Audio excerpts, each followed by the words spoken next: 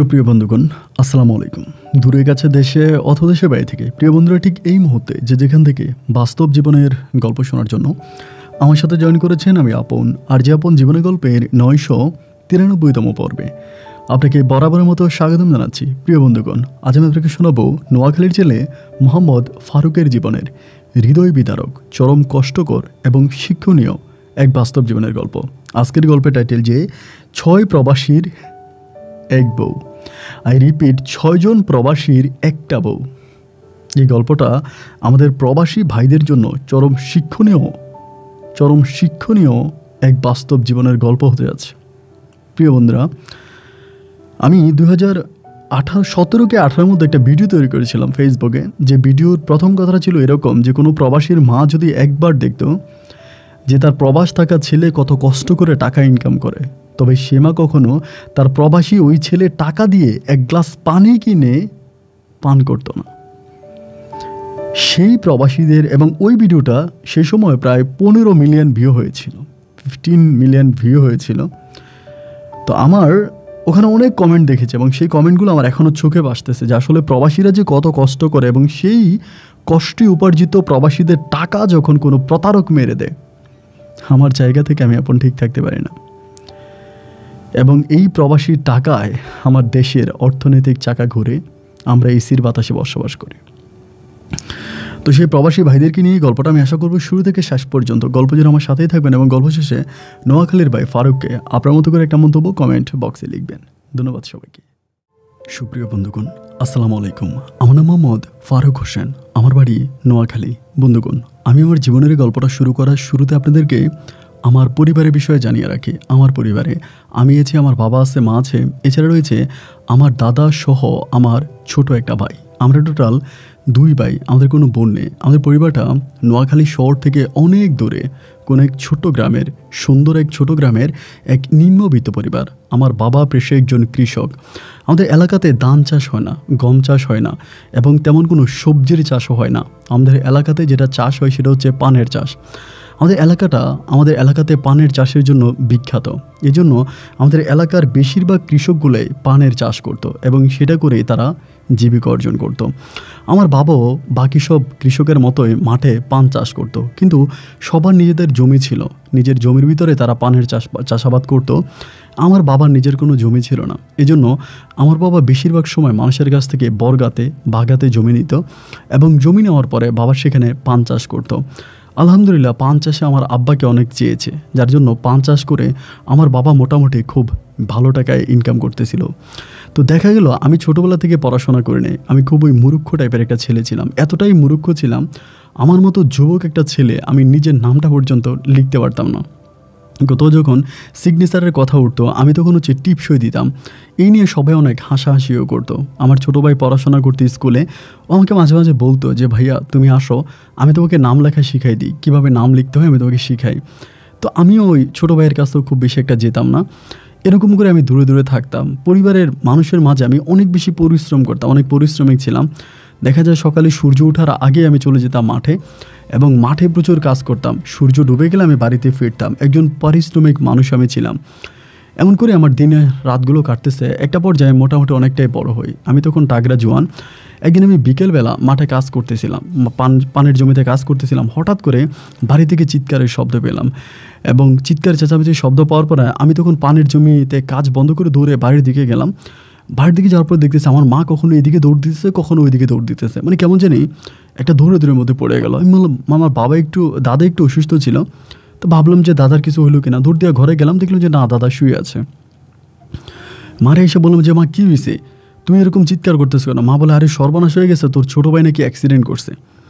তো কীভাবে অ্যাক্সিডেন্ট করছে জানতে পারে আমার ছোটো ভাই, মানে আমাদের এলাকাতে স্কুল, প্রাইমারি স্কুল, ওইটা হচ্ছে আপনার রাস্তার ওই পারে। তা ওই পারে প্রাইমারি স্কুল, হাই স্কুল দুইটাই।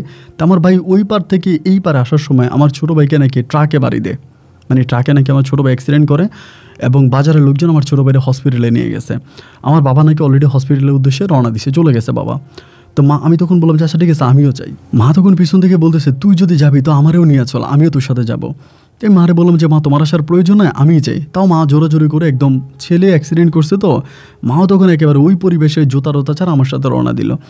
যাই হোক আমরা আমাদের সদর হসপিটালে গেলাম, যাওয়ার পর দেখলাম যে আমার ভাইয়ের অবস্থা খুবই খারাপ, তারা অপারেশন করতে হবে, তার একটা পা প্রায় বাদ হয়ে যাওয়ার মতো অবস্থা।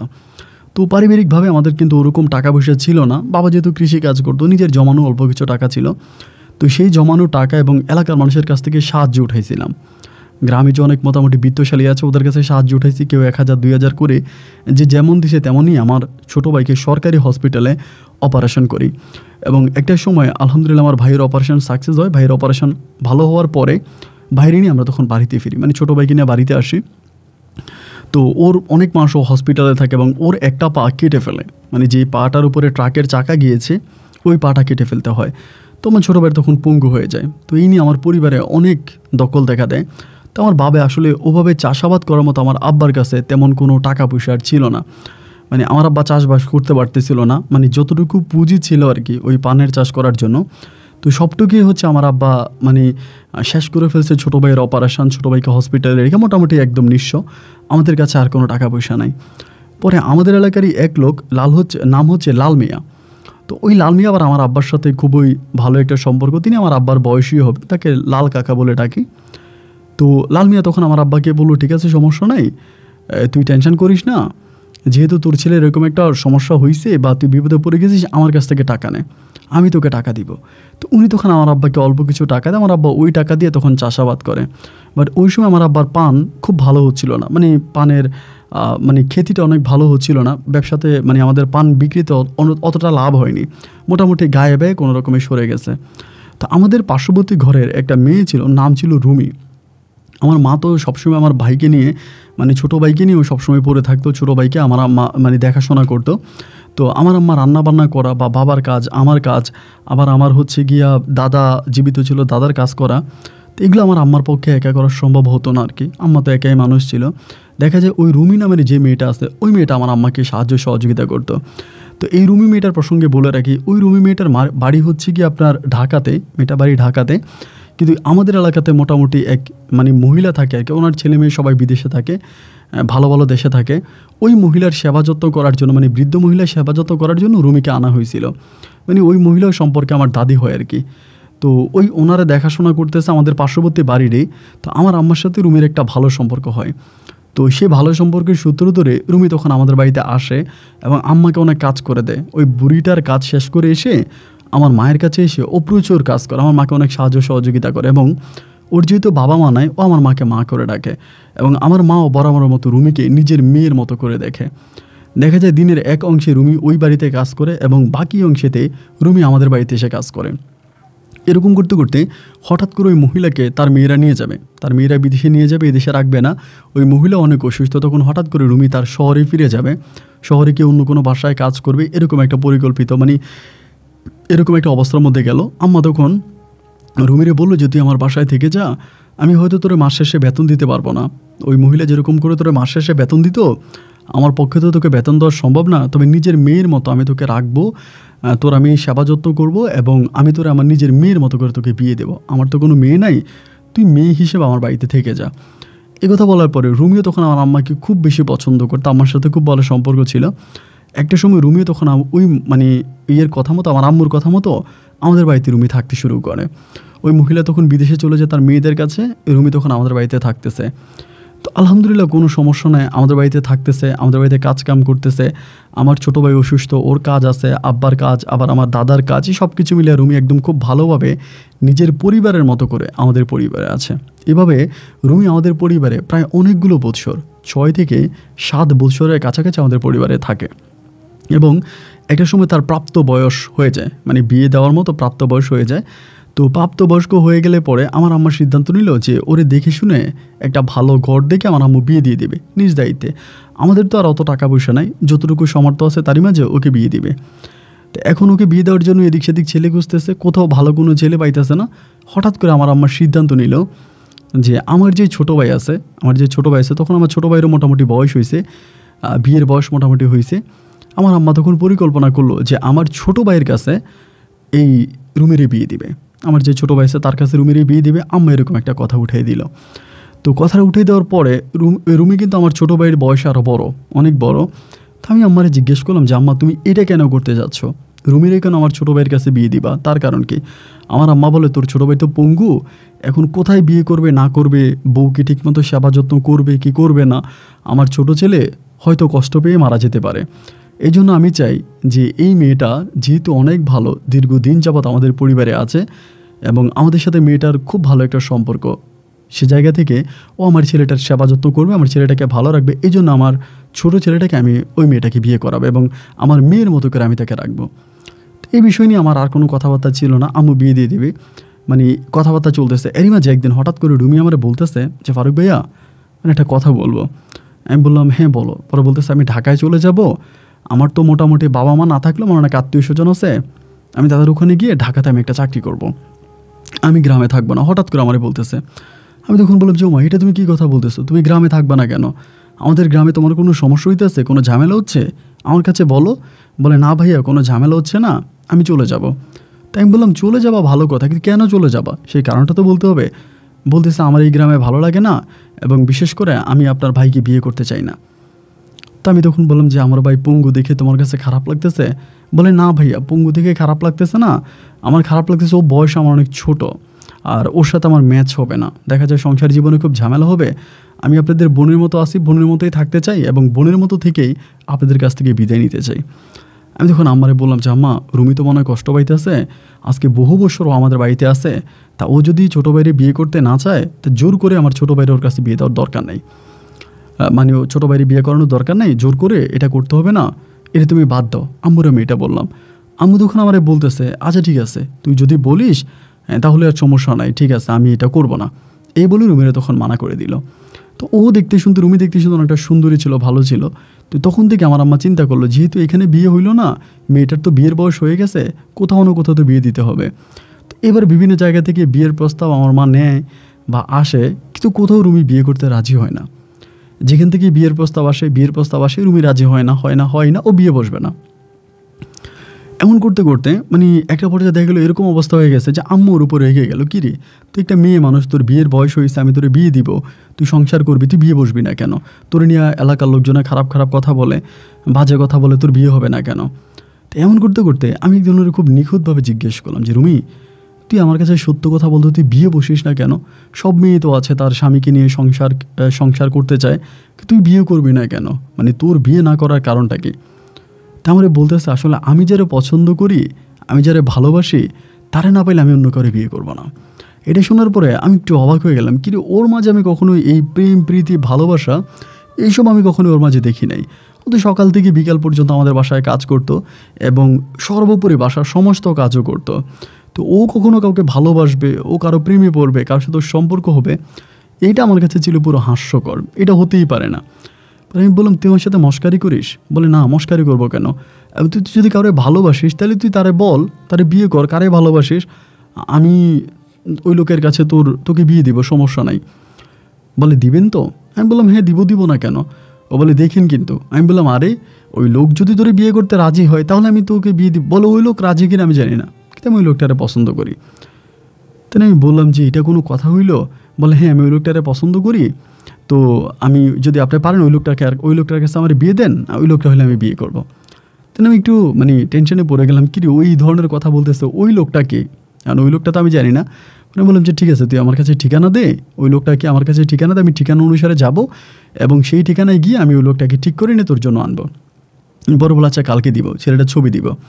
এরপরের দিন আমি কাজে যাব, মানে আমাদের তো তখন আর আমরা পান চাষই করি, পান খেতে যাব আমি আর আব্বা। পরে আমার বলতেছে যে ফারুক ভাইয়া আপনি যে বলছিলেন আমি ছেলেটার ছবি জোগাড় করছি। আমি বললাম তো ঠিক আছে আমি এখন মাঠে যাচ্ছি, তা পরে দিস। আমি আর নিলাম না, মাঠে গেলাম, মাঠে কাজ টাজ করে দুপুরে খাইতে আসলাম এবং রাতের বেলায় কাজ শেষ করে সে গোসল করে রিল্যাক্সে আমি বললাম যে রুমি আমার ছবিটা দে তো দেখি তুই কোন ছেলেরে পাইছিস বা এটা কোন ছেলে। পরে আমার ছবি দিস। আমি বলি ছবি দিয়ে কী করবো? ঠিকানা। বলে ছবির পিছনে ঠিকানা লেখা আছে। এটা বলার পরে আমি তখন আস্তে আস্তে ছবিটা খুলতেছি, কিন্তু ভাই হঠাৎ করে ছবিটা খুলে আমি দেখলাম যে এটা আর কারো ছবি না, আমার ছবি, এবং ছবির পিছনে আমার পুরো ঠিকানা লেখা। পাওয়ার পর আমি তো অবাক হয়ে গেলাম, কি রে এটা কী ধরনের কথা। আমি তখন মানে ওর সাথে কথা বলার জন্য চেষ্টা করতেছি, সে রাতে ও আর আমার সাথে কথা বললো না। সন্ধ্যার সময় ও শুয়ে গেছে, শরীর খারাপ লাগে এই কথা বলে শুয়ে গেছে, ও আমার আম্মার সাথে ঘুমাইতো। পরে সকালবেলা আমার কাজে গেলাম না, আব্বার সাথে পান খেতে গেলাম না, আব্বারে বললাম আব্বা তুমি যাও, আমি যাবো না, আমার ভালো লাগতেছে না, আমি পরে যাব। তো আমার আব্বা বলে এটা কেন, পরে যাবি কেন, এখন চল কাজ করি বাপ বেটা একসাথে, শরীর যদি খারাপ লাগে দুপুরে চলে আসিস। আমি বললাম না আমি যাবো না, তুমি যাও। আমার আব্বা তখন কাজে গেল। আব্বা কাজে যাওয়ার পরে আমি চিন্তা করতেছি যে ও আমার ছবি আমাকে দিল এবং সেখানে আবার নিচে আমার ঠিকানাও লিখে দিল, বিষয়টা আমার কাছে একটু অন্যরকম লাগলো। যাই হোক, এরপরে আমি দুপুরে ওরে পাইছি পুকুর পাড়ে, আমাদের হাঁড়ি পাতিল ধুইতেছে, ওইখানে গিয়ে আমি ধরছি। আমি এই তুই কী করছিস? পরে আমার বলে বাড়ি কী করছি, আবার যেটা সত্য সেটাই করছি। এবং তুই আমার ছবি আমার দিলি? পরে বলে জানি না আপনার ছবি না কার ছবি, তবে এই ছবির মানুষটারে আমার ভাল লাগে, জীবনে যদি বিয়ে করি তা এই লোকটারই বিয়ে করব।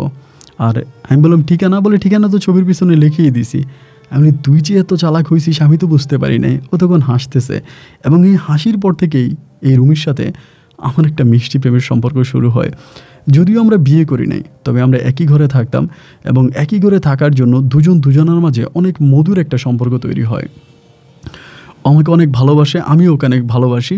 আম্মাকে তখন আমি বলি আম্মা অপেক্ষা করো, সময় হলে বিয়ে করব। তো আমার একটা টার্গেট ছিল যে এবার কিন্তু আমাদের প্রচুর পান হয়েছিল, ছোটোবেলায় পান গাছগুলো লাগানোর পরে অনেক পান হয়েছে। আমার একটা চিন্তা ভাবনা ছিল যে এইবার পান বিক্রি করে আমি রুমারে বিয়ে করে ফেলবো, মানে এবার একটা টার্গেট ছিল। কারণ দেখা গেল আমাদের আসলে ওরকম ওই সময় আর কোনো টাকা ছিল না আর কি। ওই যে আমার ছোটো ভাইয়ের অপারেশনের পর থেকে আমার আব্বা ওই লাল মিয়া বলে একজন লোক আছে, ওই লোকের কাছ থেকে টাকা নিত, পানের চাষ করতো, আবার অল্প কিছু আমাদের খরচ বরচ বাদ দিয়ে তেমন থাকতো না, এবং ওই লোকটাকে লাভ সহ ওই লাল মেয়েকে আমার আব্বা ঋণ পরিশোধ করে দিত।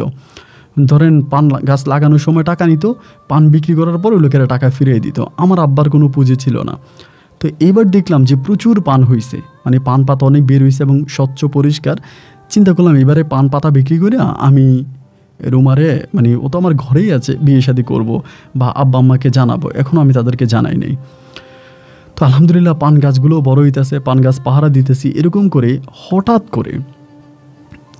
করে পান গাছগুলো যখন বিক্রি করার সময় হয়েছে, একটা চালান বিক্রিও করছি, বিক্রি করে কিছু টাকা পাইছি, এবং পরের চালানটা উঠানোর 2 থেকে 3 দিন আগে হঠাৎ আমাদের পানে ঢল নেমে গেছে, পানির ঢল। হঠাৎ করে ইন্ডিয়ার পানি নামছে, এবং ইন্ডিয়ার পানি নামার পরে আমাদের পুরো নোয়াখালী তখন ডুবে গেছে। আর আমাদের এলাকাটা চর এলাকা ছিল, তো অল্পতেই ধরেন আপনার পানি উঠে যায়, এবং পানি উঠে এমন অবস্থা হয়েছে যে একদম গলা সমান পানি, আমাদের ঘর বাড়ি সব ডুবে গেছে।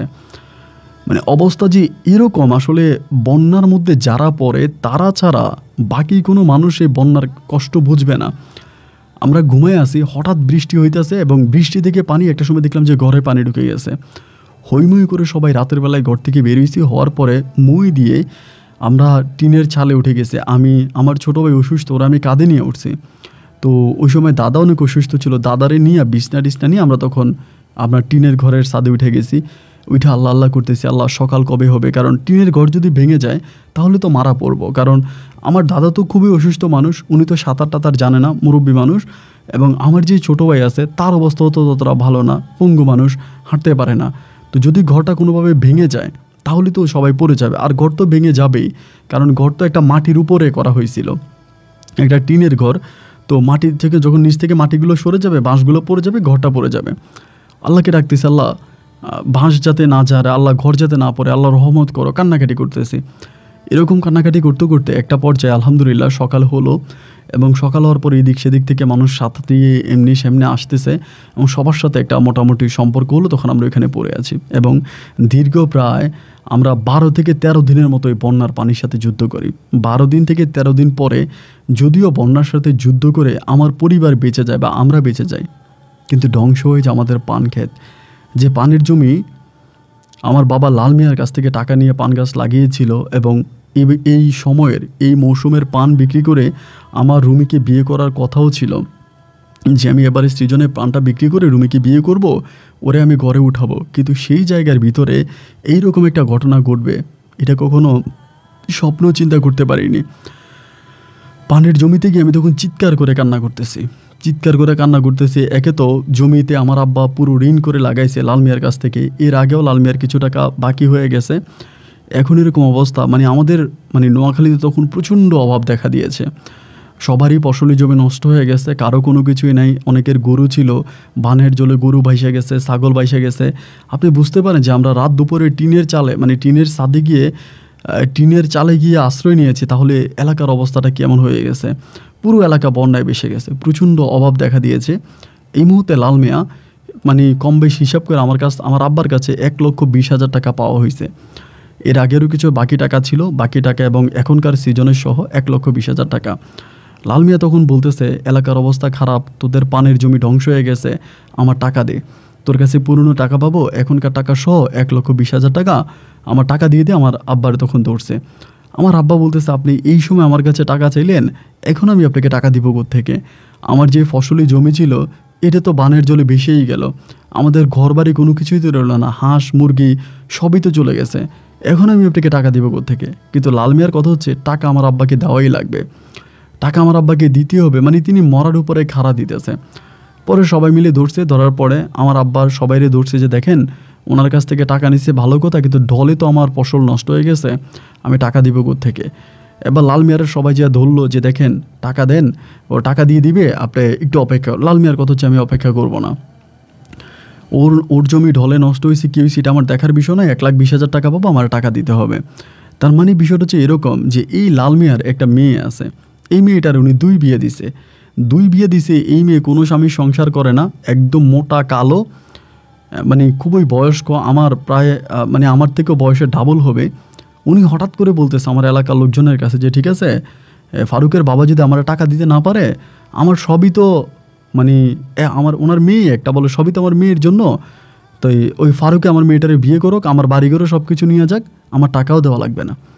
হঠাৎ করে আমার আব্বার কাছে এই প্রস্তাব আমাদের এলাকার একজন দেয়, এবং দেওয়ার পরে আমার আব্বা মুহূর্তের মধ্যে খুব খুশি হয়ে যায়, অত্যাধিক খুশি হয়ে যায়, এবং মাকে সেই খুশিতে বলতেছে যে জানো এই ঘটনা, আমি তো এরকম ঘটনা শুনে আসলাম।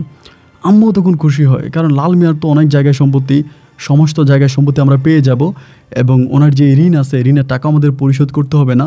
মুহূর্তের মধ্যে আব্বা অত্যাধিক খুশি হয়ে যায়।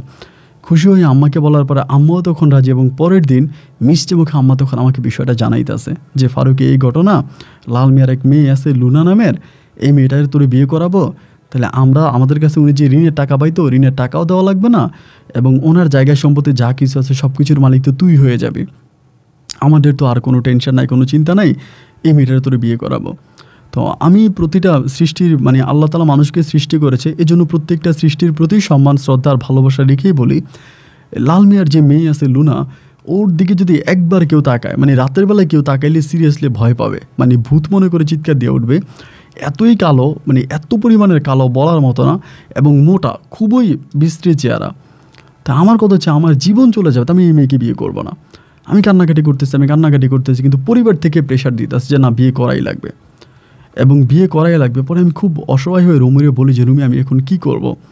রুমি আমাকে একটা কথাই বলে, আমার কাছে টাকা নাই, এবং তোমার আব্বার ঋণ আমি পরিশোধ করতেও পারবো না, আমার দ্বারা এটা সম্ভব না, কিন্তু আমি তোমাকে না পাইলে বাঁচবো না, আমি বাঁচবো না, এটা হচ্ছে এক কথা। সেকেন্ড কথা হচ্ছে আমি তো ঋণ পরিশোধ করতে পারবো না, আমার কাছে তত টাকা নাই। এবং রুমি ওই মহিলার কাছে চাকরি করে যত টাকা ইনকাম করছিল তো সবটাকে আমাদেরকে দিয়ে দিছে, ওর কাছেও কখনো 1 টাকাও রাখে নাই। ও তখন কান্নাকাটি করতেছে, প্রচণ্ড কান্নাকাটি করে, ওর কান্নাকাটি, আম্মার মন খারাপ, সব কিছু মিলে আমার তখন মানে আমার আব্বা আম্মা ঠিক আছে যে আমার ওই মেয়ের বিয়ে করাবে, আব্বা আম্মা ঠিক আছে, কিন্তু রুমির কান্নাকাটি আর মানে আকাশে বাতাসে ধরতেছে না। আম্মা বারবার রুমিরে বলতেছে তুই এত কান্না করতেছিস কেন, তোর এত মন খারাপ হওয়ার কী আছে? রুমি কোনো কিছুই বলে না, এ তো আর আমার আম্মাকে বলতে পারে না, আমিও বলতে মানা করছি যে হঠাৎ করে আমার আম্মাকে যদি এখন এই কথা বলে আমার আম্মা আরও বিগড়ে যাবে, দেখে যায় পরিস্থিতি তখন আরও খারাপের দিকে চলে যাবে। এই জন্য আমি রুমিরে বললাম যে তুমি আমার আম্মারে কোনো কিছু বলার প্রয়োজন নাই, আম্মাকে যেটা বলে সেটা আমিও বলবো, তুমি অপেক্ষা করো, দেখা যায় কী হয়। তো দেখলাম যে না, লাল মিয়া কোনোভাবেই মানবে না, এবং হয় ওনাকে টাকা দিতে হবে নাহলে ওনার মেয়েকে বিয়ে করতে হবে। আমি তখন গিয়ে আমাদের এলাকার একজন প্রাক্তন মেম্বার কুদ্দুস কাকা, ওনারে গিয়ে বললাম কাকা আপনি তো আমাদের এলাকার প্রাক্তন মেম্বার, এবং আপনারা আমরা সবাই মানি, এখন আমরা আপনার মেম্বারের চোখে দেখেন ওনার কাছ থেকে আমরা টাকা নিয়েছি, ওটা ঠিক আছে, কিন্তু ঢলে তো আমাদের সব ফসল নষ্ট হয়ে গেছে, বন্যার পানিতে সব শেষ হয়ে গেছে, আমরা তো নিজেরাই খাইতে পাই না, ওনার ঋণ আমি এখন পরিশোধ করবো কেমনে? পরে বলতেছে ঋণ পরিশোধ করতে তো হবে না, ওনার মেয়ের তুই বিয়ে করবে, তাইলে তো সব সমাধান। আমি বললাম কাকা দেখেন আমি একটা কথা বলি, আমি ওনার মেয়ের সাথে কখনোই সংসার করতে পারবো না, হয়তো ঋণের চাপে ওনার মেয়েটার আমার কাছে বিয়ে দিবে, তাতে কী হবে, আমার জীবনটাও নষ্ট হবে, আর মধ্যেখানে ওনার মেয়ের 3 নম্বর স্বামীটা সে হারাবে। তো মেয়ের জীবন তো নষ্ট হয়েছে, আমার জীবনটাও নষ্ট হয়ে যাবে, আর এই মেয়ের জীবনটা নিয়ে আমি আর পারতেছি না কাকা, আমি ওই মেয়ের সাথে কখনোই সংসার করতে পারবো না, জোর করে আমার কাছে বিয়ে দিতে পারবেন, কিন্তু আমি মেয়েকে নিয়ে থাকবো না। উনি আমাকে বলে, তাহলে তুই কী বলতেছিস? আমি বললাম, কাকা আপনি আমার কাছ থেকে ওনার কাছ থেকে একটু টাইম নিয়ে দেন, অন্তত 1 মাস সময় নেন, আমি 1 মাসের ভিতরে যেমনি পারি আমি ওনার ঋণ পরিশোধ করাই দিব, আপনি 1 মাসের সময় নেন। উনি বলে আচ্ছা ঠিক আছে, আমি যাই ওই লোকের সাথে কথা বলি, দেখা যায় কী হয় তোর আমি কালকে জানাবো। তো পরের দিন আমাদের ওই প্রাক্তন মেম্বার কাকা তখন আমাদের বাড়িতে আসছে, এসে আমার ডাকতেছে, ফারুক বেরো। আমি তো বেরোইছি, বেরোর পর আমার বলতেছে, ফারুক আমি তো লাল মিয়ার কাছে গিয়েছি এবং লাল মিয়ার সাথে কথা বলেছি, ওনার হাতে পায়ে ধরে অনুরোধ করছি, এবং অনুরোধ করার পর উনি আমাকে 20 দিনের টাইম দিছে। 20 দিনের বেশি উনি দিবে না, 20 দিনের মধ্যে ওনাকে টাকা পরিশোধ করতে হবে, নাইলে উনি মানবে না। এবং 20 দিনের মধ্যে যদি টাকা পরিশোধ করতে না পারিস তাহলে 21 দিনের মাথায় ওনার মেয়ের তোর বিয়ে করা লাগবে, মানে ওনার মেয়ে লুনার তোর বিয়ে করতে হবে। আমি তখন বললাম ঠিক আছে কাকা, আপনি 20 দিনের সময় তো নিছেন, মানে 20 দিনে দেখি আমি কী করতে পারি। পরে আমি এই সাথে রুমির সাথে বসলাম যে রুমি এখন কি করব, 20 দিন তো সময় নিয়েছি, এখন 20 দিনের ভিতরে 1,20,000 টাকা কোত্থেকে ম্যানেজ করব। 1,20,000 টাকা তো মুখের কোনো কথা না যে এই টাকা মানে ওনাকে দেওয়া। ওই সময় আমাদের অবস্থা এরকম হয়ে গেছে যে ভাই আমরা মানে 3 বেলা খাবার খাওয়ার মতো অবস্থা নাই, মানে আমরা খাবার খাইতে পারতাম না, আমাদের ঘরে খাবার ছিল না। দেখা যায় 3 বেলা আমরা 1 বেলা খাইতাম, এর ভিতরে আবার ছোটো ভাইয়ের ওষুধ লাগে, প্রত্যেকজনের ওষুধ লাগে, ওষুধ না খেলে ও শোয়া থেকে উঠতে পারে না, ওর অবস্থাও খারাপ, সেখানে আবার ওর মেডিসিন কেনা লাগতেছে। সব কিছু মিলিয়ে পারিবারিক অবস্থাটা তখন এইরকম একটা অবস্থায়, মানে এমন একটা অবস্থার মধ্যে গিয়ে পৌঁছাইছে যে আমাদের কাছে মনে হয় যে এর চেয়েও মনে হয় মৃত্যুটাই ভালো ছিল। এর পরের দিনে সকালবেলা হঠাৎ করে রুমি আমাদের বলতেছে যে ফারুক আমি শহরে যাব, ঢাকায় যাব, আমরা ঢাকায় দিয়ে আসো। তাই আমি বললাম কেন ঢাকায় যাবা কেন? ও বলে ঢাকায় যাবো, আমি দেখি ঢাকা থেকে টাকা ম্যানেজ করা যায় কিনা। তাই আমি বললাম তোমার বাবাও নাই মাও নাই, এইসব ডাককে আত্মীয় স্বজনকে আর তোমার 1,20,000 টাকা দিবে? ও বলে প্লিজ আমার একটা বান্ধবী আছে, ও নার্সিংয়ে চাকরি করে, আমি দেখি ওর কাছ থেকে টাকাটা ম্যানেজ করা যায় কিনা, তুমি আমার একটু ঢাকায় দিয়ে আসো। পরে আমি সাথে রওনা দিলাম, রওনা দিয়ে আমি ওরা ঢাকায় দিয়ে আসছি, ঢাকায় দিয়ে আমি তখন বাড়িতে আসছি। তো বাড়িতে আসার পর ওই সময় মোবাইল ফোন ছিল, তো বাটনওয়ালা ফোনের মাধ্যমে ওর সাথে আমার কথা হইতো যে রুমি কী অবস্থা? ও বলে হ্যাঁ আসছি, তো এখন দেখা যাক কী হয়, তুমি টেনশন করো না, আমি দেখি কী করতে পারি। এইভাবে টাকার ম্যানেজ তো হচ্ছে না, তার সাথে ফোনে কথা বলি। একটা পর্যায়ে এরকম করতে করতে টানা 3 দিন ওর মোবাইলটা বন্ধ ছিল, এবং ওই 3 দিন বন্ধ থাকাতে আমি পাগলের মতো হয়ে গেছিলাম, মানে এত অবস্থা খারাপ হয়ে গেছিলো। 3 দিন পরে মোবাইল খুলছে, কথা হয়েছে। তাই আমি বললাম কই গেছিলা? 3 দিন তোমার মোবাইল বন্ধ ছিল। ও বলে ইন্ডিয়াতে গেছি। আমি কী বলো, তুমি ইন্ডিয়াতে গেছো কীভাবে? ও বলে টাকার জন্য। তা আমি তখন একটু দুষ্টমি করেই বলি নাই, মানে একটু ক্ষোভ নিয়ে বললাম যে তুমি কি ইন্ডিয়া থেকে খারাপ কাজ করে টাকা নিয়ে আসছো? আমাকে বলে আমি টাকা নিয়ে আসছি এটা আমি বলি নাই, আমি যে কোনো কাজে গিয়েছিলাম, কিন্তু টাকা ম্যানেজ হবে, তুমি অপেক্ষা করো। তো এরই মাঝে আপনার 20 দিনের মাথায় রুমে ঢাকা থেকে আসছে, 20 দিনের মাথায় ঢাকা থেকে আসছে, এবং আসার সময় ও সম্পূর্ণ টাকা নিয়ে আসছে, সম্পূর্ণ টাকা নিয়ে এসছে। বলতেছে তুমি টাকাটা ওনার দিয়ে দাও। তা আমি তখন ওর কাছ থেকে টাকা নিয়ে আমি দিয়ে দিলাম আপনার ওই আবার ওই লাল মিয়ারে টাকাটা দিয়ে দেওয়ার পরে এরই মাঝে আমার আম্মা সহ এলাকার লোকজনে তখন এই কানাঘোষা শুরু করছে যে টাকাটা আনলো কোত্থেকে। সবাই তখন জেনে গেছে যে আপনার রুমি হচ্ছে ঢাকায় গেছে, ঢাকা থেকে টাকা ম্যানেজ করে আনছে, ঢাকা থেকে টাকা এনে আমার ঋণ পরিশোধ করছে, এটা বলতেছে। এখন গ্রামের মানুষ তো ধরুন ওদের তো আর খেয়ে দিয়ে কাজ নাই, একজন মানুষের পিছনে পড়ে থাকাই তাদের কাজ। এবার গ্রামে 1 কান 2 কান হইতে সবাই বলতেছে মেয়ের শরীর দেখলে বোঝা যায়, মেয়ের হাঁটা দেখলে বোঝা যায় ও ঢাকাতে গিয়ে খারাপ কাজ করে টাকা আনছে, ঢাকাতে গিয়ে খারাপ কাজ করে টাকা আনছে, খারাপ কাজ করে ও টাকা ইনকাম করছে, নাহলে 1,20,000 টাকা কীভাবে আনলো। এবং এনিমেজ আবার 3 দিন ওর মোবাইল বন্ধ ছিল, ও ইন্ডিয়াতে গেছে, এটা আমাদের বললো।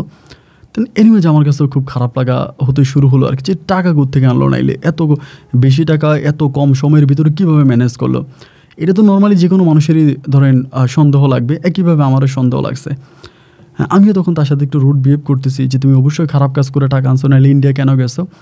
এরকম করতে করতে ওই হঠাৎ করে চলে গেছে বাড়ি থেকে, হঠাৎ করে চলে গেছে ঢাকাতে। যাওয়ার সময় ঠিকানা দিয়ে গেছে, কোন জায়গায় গেছে ওর বান্ধবীর কাছে উঠছে, সে জায়গায় উঠছে, ওই যে বান্ধবী নার্সিংয়ে চাকরি করতো সেখানে উঠছে, বলতেছে ওখানে চলে গেছে, ঠিকানা লিখে দিয়ে চলে গেছে, মানে আমাদের বাড়িতে ঠিকানা দিয়ে আমার কাছে চলে গেছে। তো আসলে ওর চলে যাওয়া ছাড়া কোনো উপায় নেই, কারণ বিষয়টা এরকম হয়ে দাঁড়াইছে যে গ্রামের সবার মুখে মুখে একটাই কথা যে আমার ঋণ পরিশোধ করার জন্য ঢাকায় গেছে, ঢাকা থেকে খারাপ কাজ করে টাকা নিয়ে আসছে, ইনি আমার ঋণ পরিশোধ করছে। মানে গ্রামের চায়ের দোকানে, গ্রামের হাটে বাজারে মুখে মুখে মানুষের ওই একটাই কথা। যাই হোক, এরপরও চলে গেল, কিন্তু আমার কাছে কেন জানি মনে হচ্ছে দীর্ঘদিন ধরে তোর সাথে আমার একটা সম্পর্ক ছিল, প্রেম ভালোবাসার বলেন বা যাই বলেন, আমাদের পারিবারিক তো আমাদের পরিবারের একজন মানুষ ছিল। তো আমি আসলে নিশ্চিত করে একটা কথা বলতে পারি যে যত যাই হোক রুমি কখনো খারাপ কোনো জায়গায় যাবে না বা খারাপ কোনো কাজও করবে না, টাকার জন্য নিজেকেও বিক্রি করবে না। মানে এই জিনিসটা আমার নিজের মাঝে একটা আত্মবিশ্বাস ছিল। আত্মবিশ্বাস থাকার 15 দিন পরে আমি তখন ওরা খোঁজ করার জন্য ওই ঠিকানা নিয়ে তখন ঢাকায় যাই। কিন্তু এখানে আমার আম্মু বা আব্বু যারাই আছে সবাই বলতেছে ওর খোঁজ খবর না নেওয়ার জন্য, ঢাকায় না যাওয়ার জন্য বা ওর সাথে কথা না বলার জন্য ও খারাপ হয়ে গেছে, খারাপ রাস্তায় গিয়ে টাকা ইনকাম করছে। কিন্তু টাকাটা যে আমাদের জন্য ইনকাম করছে এটা কিন্তু কেউ বলে না। আমাদের জন্য টাকা ইনকাম করছে একটা মেয়ে, এইটা কেউ কিছু বলে না, কিন্তু টাকাটা খারাপ রাস্তা থেকে ইনকাম করছে এটাই সবাই অনেক হাইলাইট করে দেখতেছে। তো ঠিকানা অনুসারে আমি ঢাকায় গেলাম। ঢাকায় যাওয়ার পরে ওই নার্সিং মেয়ের বান্ধবীর বাসায় গেলাম। বান্ধবীটার বাসায় যাওয়ার পরে আমি তোর বললাম যে রুমি তো তোমার ঠিকানা দিয়ে আসছে। বলে হ্যাঁ, রুমি তো আমার কাছেই ছিল, 3 দিন আগে রুমি একটা কাজে চলে গেছে একটা বাসায়। তাই আমি বললাম যে কোন বাসায়? বলে ওই বাসায় কাজে গেছে। তো আমারে বলতেছে যে ভাইয়া রুমি কি আপনার সাথে রিলেশন আছে, আপনার কথা বলছে, আপনার নাম কি ফারুক? পরে আমি বলি হ্যাঁ আমার নামই ফারুক। পরে বলে আপনি অনেক লাকি একটা মানুষ, খুব সুন্দর একটা বউ পাইছেন এবং আপনার বউটা অনেক ভালো, আপনাকে অনেক ভালোবাসে। কিন্তু ওর হঠাৎ করে চলে আসলো এবং নতুন করে কাজে জয়েন করলো কেন? আপনাদের বাসায় সমস্যা হয়েছে? আমি বললাম না রে বোন, তুমি তো আসলে আমাদের মানে রুমির যেহেতু বান্ধবী তাইলে আমাদের পরিবারের মানুষ, ও আসলে মানে একটু সমস্যা হয়েছে। তা আমারে বলো ভাই কী সমস্যা হয়েছে আমার কাছে বলেন। মেয়েটা খুব ঢাকায় মেয়ে তো খুবভাবে ধরতেছে, ভাইয়া বলেন কি হয়েছে বা কেন ও চলে আসলো হঠাৎ করে? ওর মনও খারাপ দেখলাম, ও তো আপনাকে অনেক ভালোবাসতো, এরপরেও কেন এরকম একটা ঘটনা ঘটলো? কেন হঠাৎ করে এসে আরেকটা বাসায় কাজ নিয়ে নিল? ওর মন মানসিকতা ভালো দেখলাম না, মানে বিষয়টা কি আপনি আমাকে একটু বলেন। আমি দেখুন এই মেয়েটার কাছে সরল সহজভাবে গ্রামের মানুষ তো আমি সব বলে দিছি, দেখো এই ঘটনা। এ কথাগুলো বলার পরে মেয়েটা তখন কান্না করতে শুরু করেছে, চোখ দিয়ে পানি বেরিয়ে আসে, কান্না করতেছে। আমরা বলে ভাইয়া গ্রামের মানুষ এত খারাপ হয়, রুমি কোত্থেকে টাকা আনছে জানেন? আমি বললাম কোত্থেকে আনছে? পরে বলে রুমি তার একটা কিডনি বিক্রি করে দিছে। আমি বললাম মানি, এটা তুমি কী বলতেছো? বলে হ্যাঁ, আপনি যদি বিশ্বাস না করেন রুমি ওই বাসায় আছে, আপনি কোনো না কোনোভাবে গিয়ে ওর পেটটা দেখেন, এবং আপনি বিশ্বাস না করলে আমি ওটাকে রিপোর্ট দেখাইতে পারি। পরে আমি বললাম বোন আমার এই রিপোর্ট দেখালে আপনি, আমি অশিক্ষিত মানুষ, মূর্খ মানুষ, নিজের নামও ঠিক মতো লিখতে পারি না, আমি তো পড়তেই পারি না, আমাকে দেখায় কী করবা? তবে ও কোন বাসায় গেছে আমারে বলো। পরে বলো ওই বাসায় আছে। পরে আমি ওই বাসায় গিয়া ওরে পাইছি, ও তখন আসতে চান, আমি জোর করে বাসা থেকে ওকে নিয়ে আসছি। ওই বাসায় কাজের মেয়ে হিসেবে ঢুকছে। পরে হসপিটাল আনছে, আনার পরে তুমি নাকি কিডনি বিক্রি করছো? বলে কে বলছে? আমি বলি না, আমার কাছে বলো তুমি কিডনি বিক্রি করছো? বলে না করি নাই। পরে আমি জোর করে ওর জামা উঠাইলাম, আমি উঠে দেখলাম যে রাইট, সেলাইটা এখনও ওভাবে শুকায়ও নাই, মানে সেলাইটা শুকায় নাই, এরকম একটা অবস্থা। পরে আমি বললাম তুমি এই কাজটা কীভাবে করলা, এটা তুমি কেন করলা? ও বলে আমি আমার বান্ধবীকে দিয়ে এই কাজটা করছি এবং এটা করা ছাড়া আমার কাছে কোনো পথ খোলা ছিল না, আমি বাধ্য হয়ে এই কাজটা করছি। আমাকে ডাক্তারের বেড রেস্টে থাকতে বলছে, আমাকে যাইতে দেয় নাই। আমি আমার বান্ধবীর মাধ্যমে চুরি করে আমি হসপিটাল থেকে একরকম পালায় চলে গেছি, কারণ 20 দিনের মধ্যে তোমার ঋণ পরিশোধ করতে হবে। তাই আমি বললাম এটা তো না করলেও পারতো। বলে না আমি এটা করছি। পরে আমি বললাম তুমি ওর সাথে চলো, আমি তোমার বাড়িতে নিয়ে যাবো। বলে না আমি যাবো না, যে বাড়ি থেকে আমি একবার চলে আসছি সেই বাড়িতে আমি আর যাবো না। আমি বললাম না রুমি এটা হতে পারে না, তুমি চলো। আমি জোর করে ওকে যতই আনতে চাই ও আর আসে না। ও যখন আসে না, পরে আমি ঢাকায় আসছি, থেকে আসছি নোয়াখালীতে এসে আইসা আমার আব্বা আম্মারে বলতেছি এই ঘটনা, তোমরা যারা কলঙ্কিত বলতেছো, খারাপ বলতেছো, বাজে মন্তব্য যারা নিয়ে করতেছো, সে কী করছে জানো? সে তার শরীরের একটা কিডনি বিক্রি করে সে আমার ঋণ পরিশোধ করছে। তা আম্মা তখন বলতেছে যে এটা মিথ্যা কথা। আমি বললাম মিথ্যা কথা? আমি ওর পেটের কাটা দাগটা দেখছি। এই জায়গায় আমার আম্মা বলতেছে তাইলে মনে হয় ওর পেটে বাচ্চা হয়েছে, বাচ্চা মনে হয় নষ্ট করছে। আমি 2 দিন পর্যন্ত থাকি, ভাবলাম আব্বা আম্মারে যেমনি পারি ম্যানেজ করে নিয়ে যাব ঢাকায়, নিয়ে আমি রুমিরে নিয়ে আসবো। কিন্তু দেখলাম আমার আব্বা আম্মা কোনোভাবেই আমার সাথে ঢাকায় যাবে না এবং আমাকে যেতেও তারা মানা করে, যে প্রয়োজনে তুই যাইস না, মেয়ে চলে গেছে, মেয়ের পথে মেয়ে, ওই মেয়ের আর ফিরে আনতে হবে না, তুই যাইস না। আমার বাপ মা তারা তো যাচ্ছেই না, বরং আমাকেও যেতে দিচ্ছে না। একটা পর্যায়ে আমি আমার আব্বা আম্মার সাথে রাগ করে, মানে প্রচণ্ড রাগ করে আমি একাই তখন ঢাকাতে চলে গেছি এবং ওর বান্ধবীরে ধরছি যে তুমি যেমনি পারো আমার সাথে রুমির একটা সম্পর্ক করাই দাও, আমি রুমিরে বিয়ে করতে চাই। এবং ওই মেয়েটা তখন রুমিরে বুঝাইলে ওই মেয়ের সহযোগিতায় আলহামদুলিল্লাহ আমি তখন রুমিরে বিয়ে করতে সক্ষম হই। ঢাকাতে আমি বিয়ে করি। বিয়ে করার পরে রুমি যে বাসায় কাজে ঢুকছে ওই বাসাটাও কিন্তু ওই মহিলার বাসা, একটা মহিলাকে কিডনি দিয়েছিল। ওনার ছেলে মেয়ে মানে যারা আছে ওই মানে ফুল ফ্যামিলি হচ্ছে দুবাইতে থাকে, ওখানে বিজনেস করে। ওই বাসায়ও তখন কাজে ঢুকছে, যে বাসায় মহিলার কিডনি দিয়েছে ওই বাসায় কাজে ঢুকছে। পরে আমি ওই বাসায় যাচ্ছি, তারা কিন্তু রুমিকে মানে নিজের মেয়ের মতো করে দেখতেছে। বিয়ে করার পরে তখন আমি ঢাকা শহরেই আসি, রুমি তখন ওই বাসায় কাজ করে, আমি তখন টুকিটাকি কাজ টাজ করি। এভাবে প্রায় 5 মাসের মতো আমি এখানে আসি। আর এদিক দিয়ে আমার গ্রামে গ্রামে রটে গেছে সবাই যে রুমি আমারে জাদু মন্ত্র করে নিয়ে গেছে, রুমি আমারে নিয়ে চলে গেছে, আমি বাড়িঘর সব কিছু যে রুমির কাছে চলে গেছি, সবাই ওকে খারাপ বলতেছে। খারাপ ভাষায় বলতেছে মেয়েটা খারাপ ছিল, মেয়েটা ভালো না, আমারে লোভ দেখায় নিয়ে গেছে, এটা সবাই বলতেছে। এইভাবে আমি রুমির সাথে ঢাকাতে থাকতে থাকতে তো ও যে বাসায় যাইতো ওই বাসায় আমিও মাঝে মাঝে যাইতাম, আমিও যাইতাম, ও আসতো। এইভাবে সময়গুলো কাটতে কাটতে একদিন হঠাৎ করে রাতের বেলা আমারে বলতেছে, ফারুক তুমি কি বিদেশ যাবা? এমনি আমারে বলতেছে। আমি তখন বললাম যে কী ব্যাপার, তুমি আমাকে এরকম করে মানে বিদেশ যাওয়ার কথা বলতেছে, তুমি কি আমাকে বিদেশে পাঠাবা নাকি? ও বলে তুমি কি যাবা বিদেশে? আমি বললাম বিদেশ যাইতে তো অনেক টাকা লাগে, আমি এত টাকা কই পাবো, আমার কাছে কি এত টাকা আছে? বলে আমি যে মহিলাকে কিডনি দিয়েছি, তো ওই মহিলার মাধ্যমে জানতে পারছি তাদের নাকি দুবাইতে আবাসিক হোটেল সহ 7 স্টার হোটেল আছে। এখন ওই হোটেলে মানে তাদের নিজেদের হোটেল, তারা ওই হোটেলে লোক নিবে, বিভিন্ন ট্রাভেল এজেন্সিতে কথা বলতেছে লোক নিবে। এখন তুমি কি যাবা? যদি তুমি যাও আমি ওই ম্যাডামের সাথে কথা বলে, যেহেতু আমি ওনাদের বাসায় কাজ করি, কথাবার্তা বলে আমি তোমাকে পাঠাই দিতে পারবো, আমাদের কিন্তু টাকা টুকা লাগবে না। আমি বললাম কী বলো, কিন্তু আমি তো পড়াশোনা জানি না। ও বলে পড়াশোনা জানা লাগবে না, ওরা ওইখানে নিবে, নিয়ে তোমার কাজের ট্রেনিং করাবে, এরপরে তোমার কাজ দিবে। তো আমি বললাম যে এটা তো আসলে আমার জন্য ভালোই হয়, খারাপ হয় না বিষয়টা, যে দুবাইতে যাব, টাকা ছাড়া যাব, ওইখানে গিয়ে কাজ করব, তাই তো ভালোই। ওরা বলে ঠিক আছে আমি কথা বলি। পরে ও কথা বলে তার 2 দিন পরে ওই ম্যাডামের কাছে আমাকে নিয়ে গেছে।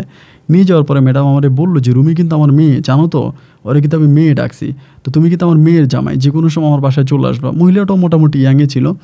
পরে আমার বলতেছে ঠিক আছে তুমি দুবাইতে যাবা? আমি বললাম যে যাবো। ঠিক আছে আমি সব কিছু ঠিকঠাক করবো। তো মহিলা তখন সব কিছু ঠিকঠাক করলো, এবং আমার যেই পাসপোর্ট করতে হবে, আমার পাসপোর্ট করার টাকাটা ওই মহিলা দিয়েছে। ওই মহিলার কাছ থেকে পাসপোর্ট করার টাকা নিলাম, পাসপোর্ট করলাম, সব কিছু করলাম, জমা দিলাম। জমা দেওয়ার পরে কিছুদিনের মধ্যে আমার ভিসা লেগে গেছে। এবং ভিসাটা যখন লাগছে আলহামদুলিল্লাহ আমি তো অত্যধিক খুশি হয়েছি যে আল্লাহ আমার দিকে অ্যাটলিস্ট ফিরে তাকাইছে। আমার জন্য এটা অনেক বড় একটা পাওয়া ছিল, অনেক বিশাল একটা পাওয়া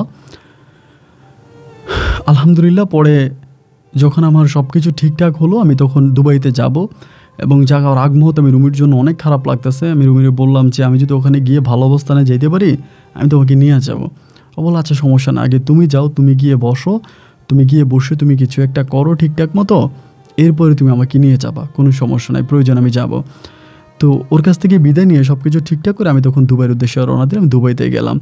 যাওয়ার পরে কাজটাও খুব ভালো পাইলাম, গিয়ে ধরেন একদম রেডিমেড কাজ পেয়ে গেলাম, কারণ আমাদের হোটেলের কাজ। আমাকে সব কিছু দেখাই দিল, এবং সবাই বলতেছে যে এটা ম্যাডামের ছেলে, ম্যাডামের মেয়ের জামাই। ওই আমারে সবাই জামাই করে ডাকতো, ওই রেস্টুরেন্টে সবাই জামাই বলে ডাকতো। ওখানে আবাসিক ছিল, রেস্টুরেন্ট ছিল, মানে পুরো বিল্ডিংটাই ওনাদের।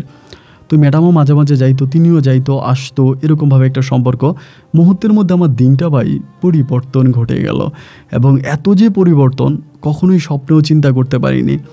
2 হাতে ভরে টাকা ইনকাম করতেছি, মানে এত পরিমাণে টাকা ইনকাম করি যে টাকা নিজে কখনো সারা জীবনে এই টাকা ইনকাম করতে পারবো কি না স্বপ্নেও চিন্তা করি না। অথচ 1 মাসে যে টাকা ইনকাম করতেছি। বাড়িতে আব্বা আম্মার সাথে ফোনে কথা বলতে শুরু করলাম, তাদেরকে টাকা পাঠাতে শুরু করলাম। তারা পুরো স্টোরিটা, পুরো ঘটনাটা জানার পরে তারাও অত্যাধিক খুশি হলো যে আলহামদুলিল্লাহ আমি বিয়ে করছি, বা আমার জন্য রুমি এত কিছু করছে। তারা তখন রুমিকে বাড়িতে নিয়ে গেছে, আমার আব্বা আম্মা ঢাকা থেকে তারা গাড়ি ভাড়া করে এনে রুমিকে বাড়িতে নিয়ে গেছে। বাড়িতে নিয়ে যে আমার আব্বা আম্মা একদম রুমির নিয়ে আলোলে দোললে, মানে খুব ভালো অবস্থানের মধ্যে আছে। তো আমিও তখন বাড়ি থেকে টাকা পাঠাইতেছি, বিদেশ থেকে টাকা পাঠাইতেছি, আমার আম্মা টাকা রিসিভ করতেছে, বাড়িতে জায়গা কিনতেছি মোটামুটি, এবং সব আমার নামেই কিনতেছি। আমি বাড়িতে যাচ্ছি, জায়গা কিনতেছি, আবার দুবাই আসতেছি। মানে দুবাই তখন আমার জন্য পান্তাভাত হয়ে গেছে। এই আসতেছি, এই যাচ্ছি, যখনই বাংলাদেশে যাব বলি মানে বাসের মতো করে ওরা আমাকে টিকিট কেটে দেয়, আমি দেশে যাচ্ছি। আবার দেশ থেকে আসতেছি, আমাকে আবার টিকিট পাঠাই দেয়। মানে আমি ওই রেস্টুরেন্টের ভিতরে বা ওই জায়গার ভিতরে মেয়ের জামাইয়ের মতোই ছিলাম। মানে সবাই আমাকে জামাই ডাকতো, এবং আসলেই কিন্তু জামাইয়ের মতোই করে আমাকে সবাই স্নেহ করতো, সম্মান করতো, ভালোবাসতো। এভাবে সময়টা কাটতে কাটতে আমি দীর্ঘ প্রায় 9 বৎসরের মতো ওখানে থাকি, এবং এই 9 বছরে আমি অনেক টাকা ইনকাম করি, এবং আমার একটা কন্যা সন্তানও হয়। এবং অনেক বেশি টাকা ইনকাম করেছি, এত টাকা ইনকাম করি যেটা আসলে বলার মতো না। গ্রামে জায়গা কিনি, প্রচুর জায়গা কিনি গ্রামে, এখানে ওইখানে বিভিন্ন জায়গায় জায়গা কিনি। 9 বৎসর আমি বিদেশ করি, এবং সম্পূর্ণ 9 বৎসরের টাকাটাই আমি পরিবারের জন্য দিয়ে দিই। এবং ওইখানে আমি চাচ্ছিলাম রুমির জন্য কিছু করার জন্য, শহরে রুমির জন্য একটা জায়গা কিনবো, এটা একটা পরিকল্পনা ছিল। কিন্তু আমাকে কসম দিয়ে বলছে যে তুমি কখনোই আমার জন্য কিছু করবা না, আমি তোমার জন্য করছি, বাট তুমি আমার জন্য করতে হবে না, তুমি তোমার আব্বা আমার নামে করো। আমি তখন আমার ওই ছোটো ভাইয়ের নামে জায়গা কিনছি, কিন্তু ছোটো ভাইয়ের নামে কিনছি, পরিবারের মোটামুটি সবার নামে কিনছি, আমার নামেও কিনছি, বাট আমি রুমির নামে কিছুই কিনি না, ও আমাকে কিনতেও দেয় না। এরকম করে দুবাইতে থাকতে থাকতে একদিন হঠাৎ করে দুবাইতে থাকা অবস্থায় মানে অনেক ফ্যামিলি কিন্তু দুবাই থেকে মানে বাংলাদেশ থেকে যাইতো, বিয়ের পরে অনেক কাপল যাইতো, অনেক হাজব্যান্ড ওয়াইফ যাইতো, তারা থাকতো। তো এরকম একটা অবস্থার ভিতরে একটা কাপল গিয়েছিল, হাজব্যান্ড ওয়াইফ গিয়েছিল হচ্ছে তারা ঢাকা শহর থেকে গিয়েছিল। তো ওই মহিলাটার নাম ছিল হচ্ছে, মেয়েটার নাম ছিল চাঁদনি এবং তার হাজব্যান্ড ছিল, তারা গেছে। বাট এই জুটিটা আমার কাছে একটু অন্যরকম লাগছে, মানে অন্যরকম লাগছে। অন্য জুটিরও তো যাইতো হানিমুন করার জন্য বা এমনি সামনে যাইতো থাকতো, বাট এই জুটিটা যাওয়ার পরে ওই যে চাঁদনি নামের মেয়েটা, ওই মেয়েটাকে যেই ছেলেটা নিয়ে গেছে সে খুব অপমান করতো, মানে একটু অপমান করে, অবজ্ঞ করে, একটু ছোট করে কথা বলতো। তো মেয়েটাও বাঙালি ছিল, ঢাকার বাড়ি ছিল, তো এইভাবে অপমান করতো, মানে ইয়ে করতো, এটা আমার কাছে খুব খারাপ লাগতো। তো মেয়েটা কিন্তু দেখতে অনেক সুন্দরী ছিল, মানে শুধু সুন্দরী বলবো না, মানে টপ ক্লাস সুন্দরী। বাট ওনার সাথে যে ছেলেটা গেছে ওই ছেলেটা একটু সুন্দর না, মানে মেয়ের যে হাজব্যান্ড আর কি, হাজব্যান্ড একটু সুন্দর না, কালো এবং খাটো, মোটেও ভালো লাগে না। কিন্তু মেয়েটার সাথে খুব দুর্ব্যবহার করতো, রেস্টুরেন্টে খাইতে বসলে খারাপ ব্যবহার করতো, আবার হোটেল রুমে যাওয়ার সময় খারাপ ব্যবহার করতো। এইভাবে অনেক দিন পরে একদিন দেখলাম যে মেয়েটা বসে বসে কান্না করতেছে, রেস্টুরেন্টে কোনার মধ্যে বসে বসে কান্না করতেছে, ওই ছেলেটা নাই, মানে ওর হাজব্যান্ড নাই। পরে আমি খাবার দিতে গেলাম, খাবার দিতে গিয়ে আমি বললাম, ম্যাডাম আপনি তো বাংলাদেশি, কিছু না মনে করলে একটা কথা জিজ্ঞেস করতে পারি? তো ওই রেস্টুরেন্ট আমার প্রচুর পাওয়ার ছিল, সবাই আমার জামাই করে ডাকতো, প্রচুর পাওয়ার। পরে আমার বলতেছে, হ্যাঁ ভাইয়া বলেন না। তাই আমি বললাম যে মানে আপনি কান্না করতেছেন, মানে কোনো সমস্যা? পরে বলতেছে, না ভাইয়া কোনো সমস্যা নাই। তাই আমি বললাম, দেখেন আপনিও বাংলাদেশি, আমিও বাংলাদেশি, তো যদি কিছু না মনে করেন, দুবাইতে তো অনেক ক্রিমিনালি হয়, অনেক ক্রাইম হয়। এখন আপনি যার সাথে আসছেন আদৌ কি সে আপনার হাজব্যান্ড? বলে, হ্যাঁ ভাইয়া ও আমার হাজব্যান্ড। তাই আমি বললাম, তো হাজব্যান্ড হওয়ার পরও আপনার সাথে এরকম দুর্ব্যবহার করে কেন, খারাপ ব্যবহার করে কেন? পরে বলতেছে, ভাইয়া বললেন না। তখন আমি মেয়েটার কাছ থেকে শুনতে পারি মেয়েটার বাবার অনেক টাকা পয়সা ছিল এবং এই ছেলেটার সাথে প্রেম করছে, করার পরে পরিবার থেকে অনেক টাকা পয়সা এনে ছেলেটাকে দিচ্ছে, ছেলেটা ব্যবসা বাণিজ্য করছে। এখন এই ব্যবসা বাণিজ্য যখন স্টাবলিশড হয়ে গেছে, মেয়েটার সাথে আর ঠিকমতো কথা বলে না, মেয়েটাকে অপমান করে, অবজ্ঞা করে, খারাপ করে কথা বলে। তো আমি তখন বললাম যে আপনি এইভাবে ওর কাছে অপমানিত হচ্ছেন, আপনি দেশে চলে যান। এবং আপনি যে অপমানিত হচ্ছেন এটা আমার কাছেও ভালো লাগে না, খারাপ লাগে। আমাদের দেশি একটা মেয়ে একটা ছেলের কাছে অপমানিত হচ্ছে, এটা ভালো লাগে না। পরে আমাকে বলে, ভাই আপনি আমার কাছে আমার ভাইয়ের মতো, আপনার নাম্বারটা দিন, আপনার সাথে মাঝে মাঝে কথা বলবো। তা আমি তখন আবার ইমো নাম্বার ছিল, ইমো নাম্বারটা ওনাকে দিলাম। তো সে প্রায় আপনার 9 থেকে 10 দিনের মতো দুবাইতে ছিল এবং এই 9-10 দিন সে তার হাজব্যান্ডকে যতটুকু সময় দিয়েছে, আমাকে মনে হয় তার চেয়ে অনেক বেশি সময় দিয়েছে। একসাথে রেস্টুরেন্টে বসে থাকতাম, তার সাথে কথাবার্তা বলতাম এবং আমি পার্সোনালি তাকে নিয়ে ঘুরতে যাইতাম। তার হাজব্যান্ড তখন এই বিষয়টাতে খুব একটা মাইন্ড করতো না, যে হাজব্যান্ড ছিল সে মাইন্ড করতো না।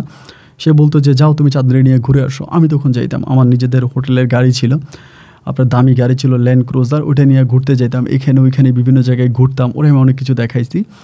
এরকম করে 10 দিনও ছিল। 10 দিন থাকার পরে ও আর ওর হাজব্যান্ড তখন দুবাই থেকে বাংলাদেশে ব্যাক করে, মানে আপনার ঢাকাতে ব্যাক করে। ঢাকাতে ব্যাক করার পরে চলে আসার পরে আমার ভিতরে তখন ওর জন্য খুব খারাপ লাগা কাজ করতেছে। এটা কেমন মানে বুঝতেছি না, মানে কেমন জানি একটু অন্যরকম মায়া কাজ করতেছে।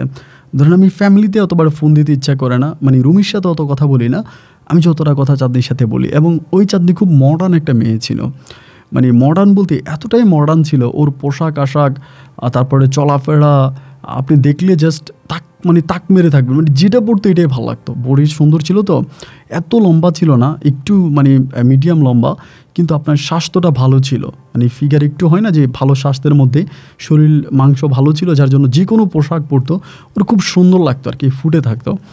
পরে দেশে চলে যাওয়ার পর আমি সবসময় কল দিতাম, কি করেন, বাসায় আসেন কিনা, এরকম করে আমার সাথে কথাবার্তা বলতো, অলওয়েজে কথাবার্তা বলতো, ভিডিও কলেই আমরা কথা বলতাম। এভাবে দেশে যাওয়ার পরে দীর্ঘ প্রায় 1 মাসের মতো তার সাথে আমার কথাবার্তা হয়।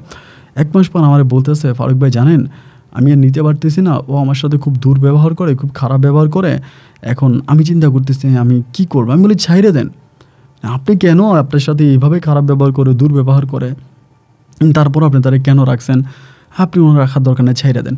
বলে, ভাইয়া ছাইড়ে দিলে কী করবো, কারণ আমি তো আমার বাবা মাকে ছেড়ে ওর কাছেই চলে আসছি একবারে, এখন ওই তো আমার সব কিছু, এখন ওটা ছেড়ে দিলে আমি কোথায় যাব। আমি তখন বললাম, দেখেন এই দুনিয়াতে যার কেউ নেই তার আল্লাহ আছে, যার এই পৃথিবীতে কেউ নেই তার আল্লাহ আছে, অবশ্যই আল্লাহ আপনাকে সাহায্য করবে এবং আপনি এতিম একটা মেয়ে, আল্লাহ আপনাকে দেখবে। আপনি প্লিজ এই লম্পটের ফাঁদে আর পড়েন না, আপনি ওর কাছ থেকে সরে যান। পরে আস্তে আস্তে করে বলে, ভাইয়া একটু সরে যান। আমি ওকে সাহায্যও করেছি, কিছু টাকা পয়সা দিয়ে সহযোগিতা করছি। পরে ওই ছেলেটার সাথে ডিভোর্স হয়ে গেছে, ডিভোর্স করে ফেলছে। ডিভোর্স করে তখন একাই থাকতো। মানে ঢাকাতে একাই থাকতো, একা বাসা নিয়ে থাকতো, তো ওর সাথে আমার কথাবার্তা আমি বাঁচার খরচ টরচ আমি দিতাম অনেকটাই, যেহেতু আমার সাথে একটা ফ্রেন্ডলি সম্পর্ক হয়ে গেছে, বন্ধুত্বপূর্ণ সম্পর্ক, বাসা ভাড়া টাকা পাঠাইতাম বা এমনি এমনি টাকা পয়সা দিতাম। এরকম করে বেশ কয়েকদিন পরে আমি বললাম যে মানে কয়েক মাস পরে বললাম, আমি তো তোমার তো ভিসা আছে, আমি কি তোমার ভিসাটা রিনিউ করে দিব, তুমি কি আবার আসবা দুবাইতে? তো আমাকে বললো হ্যাঁ তুমি যদি বলো তাহলে যাবো, সমস্যা নেই, ঘুরে আসলাম, তোমার দেখে আসলাম। তাই আমি বললাম ঠিক আছে, তাহলে আমি তো ভিসাটা রিনিউ করি। পরে ওর বিষয়টা আমি রিনিউ করলাম, আসার পর ও তখন দুবাইতে আসলো এবং দুবাইতে এসে ও অনেক দিন, প্রায় 21 দিনের মতো ছিল। এবং ওই 21 দিন আমি টোটালি কোনো কাজ করি নাই, আমার রেস্টুরেন্টে আমি টোটালি কোনো কাজ করি নাই। আমি তো বারবার বলে রাখি, রেস্টুরেন্টে সবাই আমাকে ভয় পাইতো, যে কারণ আমার সম্পর্ক ছিল মালিক পক্ষের সাথে, মালিক পক্ষের সাথে আমার খুবই গভীর সম্পর্ক, ভালো সম্পর্ক। এই জন্য আমার খুব ভয় পাইতো যে না, মালিক পক্ষের সাথে যেহেতু একটা ভালো সম্পর্ক আছে, এই জন্য আমার কাছ থেকে একটু দূরে দূরে থাকতো বা আমাকে সবাই ভয় পাইতো। তো আমি ওই সুযোগেই আপনার ইয়েরে নিয়ে, চাঁদনিরে নিয়ে খুব ঘোরাফেরা করতে পারতাম। এবং ওই যে 21 দিন আমার সাথে ছিল, আমরা একই রুমে হাজব্যান্ড ওয়াইফের মতো ছিলাম, ওরে নিয়ে ঘুরতাম, মানে প্রচুর পরিমাণে ওর প্রতি আমার ভালোবাসা জমে যায়। 21 দিন পরে আমি কান্না করি ওর জন্য, যখন আমি ওকে বাংলাদেশে পাঠাই দিই। এবং ওরে বাংলাদেশে পাঠাই দিয়ে আমি রিসেন্ট আবারও আমি দুবাই থেকে বাংলাদেশে ব্যাক করে ঢাকায় ব্যাক করি, এবং ঢাকায় এসে আমার সাথে কয়েকদিন ধরে থাকি। গ্রামে কিন্তু যাই না, বাড়িতে যাই না, কারণ গ্রামে যাই না, আমি আবার ওইখান থেকে আবার আপনার ইয়েতে চলে যাই, দুবাইতে চলে যাই। এভাবে আমি মাঝে মাঝে আসতাম, ওর সাথে থাকতাম, বা ওকে আমি এরই মাঝে বেশ কয়েকবার নিয়ে গিয়েছিলাম। এইভাবে যাতায়াত করতে করতে আমাদের দুজনের মাঝে অনেকটা ভালো লাগা কাজ করতে শুরু করেছে, এবং এতটাই ভালো লাগা যেটা যে আমি ওকে ছাড়া বাঁচবো না। তো ও কিন্তু তখন জেনেছে যে আমি বিয়ে করছি, আমার বউ আছে।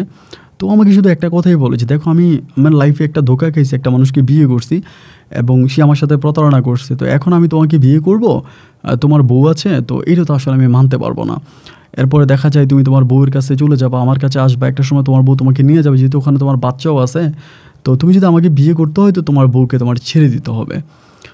এটা যদি তুমি করো দেন আমি রাজি আছি, অন্যথায় আমি তোমাকে বিয়ে করতে পারবো না। এবং আমি আমার পরিবারের কাছে ফিরে যাব, আমার আব্বা আম্মার কাছে ফিরে যাব, তারা আমাকে যেখানে খুশি সেখানে বিয়ে দিবে। তো তখনকার আমার অবস্থানটা এরকম হয়েছে যে আমি ফারুক মরে যেতে পারি, কিন্তু তারপরেও কখনো আমি চাঁদনিরে ছাড়তে পারবো না। এবং চাঁদনির সাথে একদিন কথা না হইলে আমি পাগল হয়ে যাই, মানে আমার এরকম অবস্থা যে আমি একদিন ওর সাথে কথা বলতে পারি না, পাগল হয়ে যায়। আর মানে ও যে এরকম একটা মেয়ে, মানে আমাকে ও যা দিয়েছে এটা আমি মনে হয় দুনিয়াতে স্বর্গ পাইছি ওর কাছ থেকে, যেটা পাইছি শারীরিক যেই সুখটা, এটা পৃথিবীর অন্য কোনো মেয়ে দিতে পারবে না, পৃথিবীর অন্য কোনো দেশের মেয়ে দিতে পারবে না, যে শারীরিক শান্তিটা ও দিতে পারে। যাই হোক, পরে আমি ওর পিছনে এমনভাবে পড়ে গেলাম যে আমি তোমার বিয়ে করব।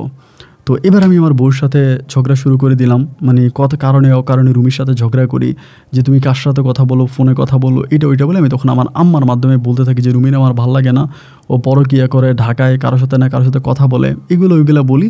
এবং একটা সময় আমি বাড়িতে যাই, মানে বাড়িতে ইচ্ছাকৃতভাবে যাই, গিয়ে আমি কিন্তু রাতে ওরে মারি, মানে ওর গায়ে হাত তুলে প্রচণ্ড মারি, মাইরা বলি। আমার আম্মা বলে কী হয়েছে? আমার আম্মা, আমি ওর ফোনের মধ্যে অনেক কিছু পাইছি, বিভিন্ন ছেলেদের সাথে ভিডিও কলে কথা বলে, ও খারাপ কাজ করে, এটা ওইটা। আমার আম্মা বলে দেখ বাবা, আমার বউটা তো অনেক দিন ধরে আমার সাথে আছে, আমি জানি, ওর কখনো কারোর সাথে ফোনে 1 মিনিট কথা বলতে দেখি না, তুই কী বলতেছিস? আমি যে না মা, ও ফোনে কথা বলে, ও ফোনে কথা বলে এবং ওর বিভিন্ন ছেলেদের সাথে সম্পর্ক আছে, আমি এগুলোর প্রমাণ পাইছি। রুমি আমার বলে তুমি আমার প্রমাণ দেখো, দেখামো কি? মানে এই জাস্ট একটা এক্সকিউজ ধরলাম, ধরে আমি তোমার সাথে সংসার করবো না। আমাকে বলে এটা তুমি কী ধরনের কথা বলো, আমার সাথে সংসার করবো না মানে? ও বলে হ্যাঁ। আমি বললাম যে না, আমি তোমার সাথে সংসার করবো না, আমি তোমার সাথে সংসার করবো না, আমি তোমার সাথে থাকবো না। এই নিয়ে ধরেন তার সাথে আমার একটা দ্বন্দ্ব লেগে গেল, এবং দ্বন্দ্বটা লাগার পরে এই মানে ঝামেলার ভিতরে আমি ওর গায়ে হাত তুলছি, ওকে মারছি, মেরে টেরে কয়েকদিন থেকে আমি চলে আসছি। আমি দুবাইতে এসে মানে আমি বলছি যে মা, আমি ওর সাথে সংসার করবো না, আমি তালাক দিয়ে দেবো। মোবাইলে আমি তার 2-3 বার তালাকও দিয়ে দিই। আমি এলাকার লোকজন সাক্ষী রেখি, আমার এলাকার লোকজনের ফোন দিয়ে বলি যে আমি আমার তালাক দিছি, আমার বাড়ি থেকে বের করে দেন, আমি মুখিত তালাক দিছি। এবং সর্বশেষ আমি ঢাকাতে এসে তাকে লিখিতভাবে তালাক দিয়ে দিই। এবং তালাক দেওয়ার পরে ও তখন আমার মেয়েটাকে নিয়ে চলে যায়, আমার যে মেয়েটা ছিল মেয়েটাকে নিয়ে তখন ঢাকাতে চলে আসে। ওই যে মহিলারে ডাকছিল, কিন্তু ওও চাইলে আমার অনেক ক্ষতি করতে পারতো, এটা সত্যি। ও যদি ওইখানে ফোন করে বলতো মহিলারে যে আমি ওর সাথে বেইমানি করছি, আমার কিন্তু লাথি মেরে হোটেল থেকে বের করে দিত, কিন্তু ওইটা বলে না। আর আমারও তখন একটা লাইন ছিল যে হোটেল থেকে বেরিয়ে গেলে আমি অন্য কোনো হোটেলে যাব, কারণ তখন আমার ওই দুবাইতে সব হোটেলের সাথে আমার ভালো সম্পর্ক ছিল, আমি অন্য কোনো হোটেলে ঢুকে যাব যদি আমাকে বের করে দেয়। কিন্তু ও কখনোই মানে ওই দুবাইতে যে এত মানুষ ছিল, ছেলে মেয়ে ছিল, ওই হোটেলে যাইতো, বা যে বুড়ি ছিল, বুড়ির আত্মীয় স্বজন সবাই ছিল, কারো কাছে কিন্তু বলে নাই, মানে কারো কাছে বলে নাই যে আমি ওর সাথে প্রতারণা করছি বা ওরে আমি বের করে দিয়েছি, ওর সাথে আমি ডিভোর্স হয়ে গেছে, এটা কিন্তু কারো কাছেও বলে নাই। ও ঢাকাতে চলে আসলো, ওর মতো করে ও চলে গেল। আমি তখন আমার পরিবারকে জানলাম যে মা এই ঘটনা, একটা মেয়ের পছন্দ না হচ্ছে চাঁদনি, আমি ওর বিয়ে করে আনবো। পরে আম্মা বলে ভালো কথা, মেয়ের পরিবার কি এই সেই। আমি তখন চাঁদনিরে বললাম যে তুমি তোমার পরিবারের ঠিকানা আমাকে দাও, যে তোমার পরিবারের ঠিকানা, তুমি কোথায় থাকো না থাকো। আমাকে বলে যে দেখো আমার পরিবারে তোমার গিয়ে লাভ নাই, কারণ আমার পরিবার কখনোই আমাকে গ্রামে বিয়ে দেবে না, এবং আমি এখন পরিবারের কাছে ফিরে গেলে পরিবার আমাকে তোমার কাছে বিয়ে দেবে না, আমাকে আটকায় ফেলবে। তো তুমি যদি আমাকে বিয়ে করতে হয় তাহলে সম্পূর্ণ তুমি তোমার ইচ্ছায় তুমি আমাকে বিয়ে করে গ্রামে নিবা। পরে আমি তখন হঠাৎ করেই ঢাকাতে আসে, এই শহরে বিয়ে করি, কোর্ট ম্যারেজের মাধ্যমে 10 লাখ টাকা কাবিনে বিয়ে করি, এবং 10 লক্ষ টাকা কাবিনে বিয়ে করে আমি ওকে বাড়িতে নিয়ে আসি। তো সবাই আমি গ্রামে একটা কথাই বলছি, ওর ফ্যামিলি দুবাই থাকে, ওর সাথে আমার দুবাইতে পরিচয়, এবং সেখান থেকে আমাকে বিয়ে করে আনছি। যদিও গ্রামের মানুষ তখন সবাই বলা বলি করতেছিল যে ও আসলে এই জন্যই সম্ভবত রুমিরে ছেড়ে দিচ্ছে, তখন কিন্তু আমাদের গ্রামের সব মানুষরা রুমিরে অনেক ভালোবাসতো, প্রত্যেকেই রুমিকে অনেক ভালোবাসতো, যে এতটাই ভালোবাসতো রুমিরে ছাড়া কেউ কোনো কিছুই বুঝতো না। মানে রুমি সবার সাথে এত মধুর সম্পর্ক ছিল, গ্রামের প্রত্যেকটা মানুষকেও ভালোবাসতো, প্রত্যেকের সাথে ওর ভালো একটা সম্পর্ক। তো এই জন্য দেখা যায় সবাই বলতেছে যে ওই মেয়েরে বিয়ে করবে, মানে আমি চাঁদনিরই বিয়ে করবো, এই জন্যই রুমিরে ছেড়ে দিয়েছি, সবার মুখে মুখে একটাই কথা। তো লোকে কী বলবে এটা তো আমার দেখার বিষয় না। তো আমি তখন আমার আব্বা আম্মার কাছে চাঁদনিরে রেখে পরে আবার পুনরায় আবারও আমি দুবাইতে ব্যাক করি, এবং দুবাইতে যাওয়ার পরে আমি তখন আমার কাজ করতেছি। দুবাইতে যাওয়ার পরেও তখন বলতেছে আমার আব্বা আম্মুর সাথে থাকতে পারবে না, মানে শহরে বড় হয়েছে, শহরেই ছিল, তো আমার আব্বা আমার সাথে ম্যাচিং হচ্ছে না আর কি, ম্যাচ করতে পারতেছে না আব্বা আমার সাথে। তো আমার বলে আমি তোমার আব্বা আমার সাথে থাকতে পারবো না, তুমি আমাকে শহরে রাখারই ব্যবস্থা করো, আমি শহরেই থাকবো। পরে আমি চিন্তা করলাম যেহেতু আব্বা আমার সাথে থাকতে পারবে না, জোর করে আমার আব্বা আমার সাথে রাখার দরকার নেই, তো ঠিক আছে আমি ওই শহরে রাখি। পরে আমি ওর জন্য শহরে আবার ম্যানেজ করে দিলাম, বাসা ভাড়া ঠিক করে দিলাম, ও তখন ওই শহরেই থাকতেছে। আমি তখন দুবাইতে থাকতেছি। এই বিস্তারিত আমারে বলে আচ্ছা একটা সময়, মানে আরও প্রায় কয়েক মাস পর আমাকে বলতেছে যে ফারুক, আমি তোমার গ্রামে ছিলাম দীর্ঘদিন, এবং আমি দেখলাম যে তোমার আম্মা আমাকে দেখাইছে এইটা যে গ্রামে তুমি অনেক জায়গা কিনছো, রাস্তার পাশে, দিঘিতে, পুকুরে, এখানে সেখানে, তুমি তো অনেক জায়গা কিনছো রাস্তার পাশে, জানো তো। আমি বললাম হ্যাঁ তা তো কিনছি, কারণ আমার তো 9 বছর আছে, 10 বছর বিদেশ করি, সব টাকাই তো ওভাবেই গেছে। এরা আমাকে বলতেছে আচ্ছা আমি না বুঝি না যে তুমি এতগুলো টাকা গ্রামে যে তুমি জায়গা কিনলে এতে লাভটা কী? এই যে রাস্তার পাশে জায়গা কিনে রাখলা, জমিতে জায়গা কিনে রাখলা, এগুলোতে লাভ কী? কোনো লাভ তো নাই। আমি বললাম কী বললো, মানুষ জমি আমাদের নিয়ে যাচ্ছে, আমি বাগা দিতেছি, ওইখান থেকে ফসল আসতেছে। আমার বলে এটা কোনো লাভ হইল? মানে তুমি একটা শিক্ষিত ছেলে, দুবাইতে থাকো, এবার তুমি চিন্তা করো, গ্লোবালি বিষয়টা চিন্তা করো, যে তুমি যদি এই টাকা দিয়ে এই ঢাকাতে কোনো একটা বিল্ডিং কিনো, ধরো ঢাকাতে তুমি একটা 6 তলা বাড়ি কিনলা, এই বাড়ি থেকে একটা ফ্ল্যাট থেকে তোমার মাসে ভাড়া আসবে ম্যাক্সিমাম 10,000 টাকা, ম্যাক্সিমাম সর্বনিম্ন। তো তারপরে দেখা যায় তোমার যদি 10টা ফ্ল্যাট থাকে এক ফ্লোরে, ওইখান থেকে কত আসতেছে? 1 লাখ। এরকম করে যদি তোমার 50টা ফ্ল্যাট থাকে, তোমার 5 লাখ টাকা আসতেছে। কয় বছরে তুমি সেই সব জমি দিয়ে 5 লাখ টাকা ইনকাম করবা বলো তো? আমাকে তখন খুব ভালোভাবে বুঝাইলো যে তুমি গ্রামের যে জায়গাগুলো আছে এগুলো বিক্রি করো, এবং গ্রামের জায়গাগুলো বিক্রি করে তুমি ঢাকাতে বাড়ি কিনো, বা ঢাকাতে তুমি কিছু একটা করার চেষ্টা করো। এই গ্রামের জায়গাতে লাভ নাই, এবং গ্রামের জায়গা বছরের পর বছর পড়ে থাকবে, এগুলোতে কোনো বেনিফিট আসবে না। বা ঢাকাতে যদি তুমি কিছু একটা করতে পারো, এটাতে তুমি অনেক ইনকাম পাবা, এবং এটা তোমার জন্য অনেক বেটার হবে। তুমি প্লিজ ঢাকার দিকে মুভ করো, ঢাকাতে কিছু একটা করার জন্য চেষ্টা করো। ও যখন আমাকে এইভাবে বুঝাইলো, আমিও তখন ওর বুঝটা নিলাম, নিয়ে বললাম যে ঠিক আছে তুমি যেটা ভালো মনে করো সেটাই করো, আমি ঢাকাতেই বাড়িটারি কিনবো। এমন করো তখন উত্তরাতে একটা রেডিমেড বাড়ি, 6 তলা একটা বাড়ি রেডি করা আছে, একটা অ্যাপার্টমেন্ট কোম্পানি মানে বাড়িটা বিক্রি করে দিবে, মানে বিল্ডার্সের থেকে তারা বাড়িটা বিক্রি করবে। তো আমার বলে যে বাড়িটা তুমি, এটা দিয়া বাড়ির ওইদিকে ছিল জায়গাটা, দিয়া বাড়ির ওইদিকে, তোমার বাড়ি তুমি কিনবা কিনা দেখো। পরে আমি দুবাই থেকে আসলাম, আসার পরে কাগজপত্র দেখলাম, ওই যতটুকু বুঝি আর কি দেখলাম, তাদের সব কিছুই ঠিক আছে। পরে আমি বললাম যে ঠিক আছে আমি জায়গাটা কিনবো। তো আমি তখন গ্রামে যাই, গ্রামে গিয়ে আমার আব্বা আম্মার সাথে কথা বলি যে এই ঘটনা, আমি ঢাকাতে জায়গা কিনবো। আমার আব্বা আম্মা তো ডিরেক্টলি বলতেছে কেন ঢাকাতে, আমরা চিনি না জানি না, ওইখানে কিসের জায়গা কিনবো, যদি ধরা খাই প্রতারিত হই। আমি বললাম ধরাও খাবো না, প্রতারিতও হবো না, আমি ওইখানে জায়গা কিনবো। তো এইবার আমি কী করলাম, গ্রামের জায়গা বিক্রি করতে শুরু করলাম। ধরেন আপনার বিঘার পর বিঘা আমি জায়গা বিক্রি করতেছি, গ্রামের জায়গার দাম তো কম। এগুলো আমার আব্বা আম্মা, আমি নিজের জায়গায় বিক্রি করছি, আমার ছোটো ভাইয়ের নামে যে জায়গা ছিল এগুলোও বিক্রি করছি, আমার আম্মার নামে জায়গা কিনছে ওইগুলোও বিক্রি করছি। মোটামুটি সব কিছু বিক্রি করে আমি প্রায় আপনার মানে একটা আনুমানিক হিসাব প্রায় ওই সময় প্রায় 1.5 কোটি টাকার কাছাকাছি যে হয়েছে। তখন আমি ঢাকাতে এই কেনার জন্য প্ল্যানিং করতেছি। ঢাকা দিয়ে কিনবো, আরও টাকার প্রয়োজন, আমি কিছু টাকা ব্যাংক থেকে লোনও করি। বাড়িটা দেখায় ব্যাংক থেকে লোন করি এবং লোন টোন মিলে সব কিছু করে আমি বাড়িতে শুধু আমার বাড়ির বসত ভিটাটা ছাড়া আমার বাবার যে পৈতৃক সম্পত্তি ছিল, আমার বাবার তো একটু আমার আব্বার ছিল, ওইটা পর্যন্ত আমি বিক্রি করে দিই। মানে কিছুই রাখি না, টোটালি আমাদের কোনো কিছুই ছিল না, শুধুমাত্র ঘর ভিটাটা ছাড়া আমি সমস্ত কিছু বিক্রি করে দিয়ে দিই। সব কিছু বিক্রি করে দেওয়ার পরেও তখন ঢাকাতে আমি তখন বাড়িটা কিনি এবং কেনার পরে বাড়িতে আমি যাচ্ছি আসতেছি, বাড়ি ভাড়াও হচ্ছে, অনেক বেশি টাকা আমার বেনিফিট হচ্ছে, সব কিছুই ঠিক আছে। তো এরকম করতে করতে ও কিন্তু আমার কাছে আসতো, দুবাইতে আসতো, আবার গ্রামেও থাকতো, ঢাকাতেও থাকতো, দুবাইতেও থাকতো, এভাবে মানে দুই জায়গায় মিলে ও থাকতো। এরকম করতে করতে একদিন আমার শরীরটা অনেকটা খারাপ ছিল, আমি একটু অসুস্থ অবস্থায় ছিলাম। থাকার পরে আমি বললাম যে আমার ভালো লাগতেছে না, তখন আমি দুবাইতে, ও আমার সাথে দুবাইতে, বললাম যে আমি আজকে ইয়েতে যাবো না, এই ঢাকায় যাবো না, তুমি মানে আমি অফিসে যাবো না, বাসায় থাকবো, তুমি আমার জন্য একটু খিচুড়ি রান্না করো। এই সময় আবার মানে একটু ওয়েদারটা ভালো ছিল, খিচুড়ি খেতে ইচ্ছা করতেছিল। ও তখন আমাকে বলতেছে আচ্ছা সমস্যা, আমি তোমার জন্য খিচুড়ি রান্না, তো খিচুড়ি রান্না করতেছে, এমন টাইমে ওর মোবাইলে কল আসতেছে। তো কল যে আসে ভাই, মোবাইলটা জাস্ট একটু ভাইব্রেশন হচ্ছে, কিন্তু মোবাইলের ডিসপ্লেতে কোনো নাম্বার আসে না, ডিসপ্লেতে কোনো আলো আসে না, জাস্ট একটু ভাইব্রেট হইতেছে। তো হওয়ার পর আমি তখন চিন্তা করলাম যে বিষয়টা কি, মোবাইলটা এরকম কাঁপ দিয়ে উঠে, জাস্ট একটা কাঁপ মারে অতটুকুই, মোবাইলের ডিসপ্লেও আসে না বা ভাইব্রেশনও হয় না, কী বিষয়টা কি? আমি বিষয়টা তখন বুঝতে পারলাম না। বুঝতে পারার পরে আমি তখন আমাদের এখানকার একজন লোক আছে, ওর সাথে বিষয়টা আলাপ করলাম যে দেখি এই ঘটনা, ওর মোবাইলে কল আসলে কোনো ডিসপ্লে আসে না বা মোবাইলটা একটা কাঁপ দেয়, মানে মোবাইলের ভিতরে কী। পরেও আমাকে বলে যে মোবাইলটা আমার কাছে একদিন আইনেন। তো আমি বললাম যে আমার ওয়াইফের মোবাইল, আমি আনবো কেমন করে? তো আমাকে বলে যে আপনার মোবাইলের এই জিনিসটা একটা ছবি উঠে, আমি নামটা নাই বলি, ওই জিনিসটা একটা ছবি উঠে আনি। ছবি উঠে আনার পরে ও তখন আমার ওয়াইফের মোবাইলটা হ্যাক করে। আমার ওই ছেলেটা দুবাই দিয়ে থাকে, ওর বাড়ি চিটংয়ে। ও তখন আমার ওয়াইফের মোবাইলটা হ্যাক করে, ওয়াইফের মোবাইলটা হ্যাক করে যেটা আমি প্রায় 10 থেকে 15টা ছেলের সাথেও কথা বলে, ওই সিম দিয়া 10 থেকে 15টা ছেলের সাথে কথা বলে ইমুতেই বিভিন্নভাবে ছেলেদের সাথে খারাপ ছবি, খারাপ ভিডিও পাঠায়, মানে খুবভাবে। তো এই জিনিসগুলো দেখার পর আমার কাছে তখন খুব খারাপ লাগে যে বিষয়টা কি, মানে এইভাবে বিভিন্ন ছেলেদেরকে উলঙ্গ ছবি পাঠায়, এটা ওইটা। তো বুঝলাম যে যেহেতু আমি ওর কাছে থাকি না, এই জন্য বিষয়টা এগুলো করার সুযোগ পায়। আমি তখন তার আর দুবাই থেকে আসতে দিই না।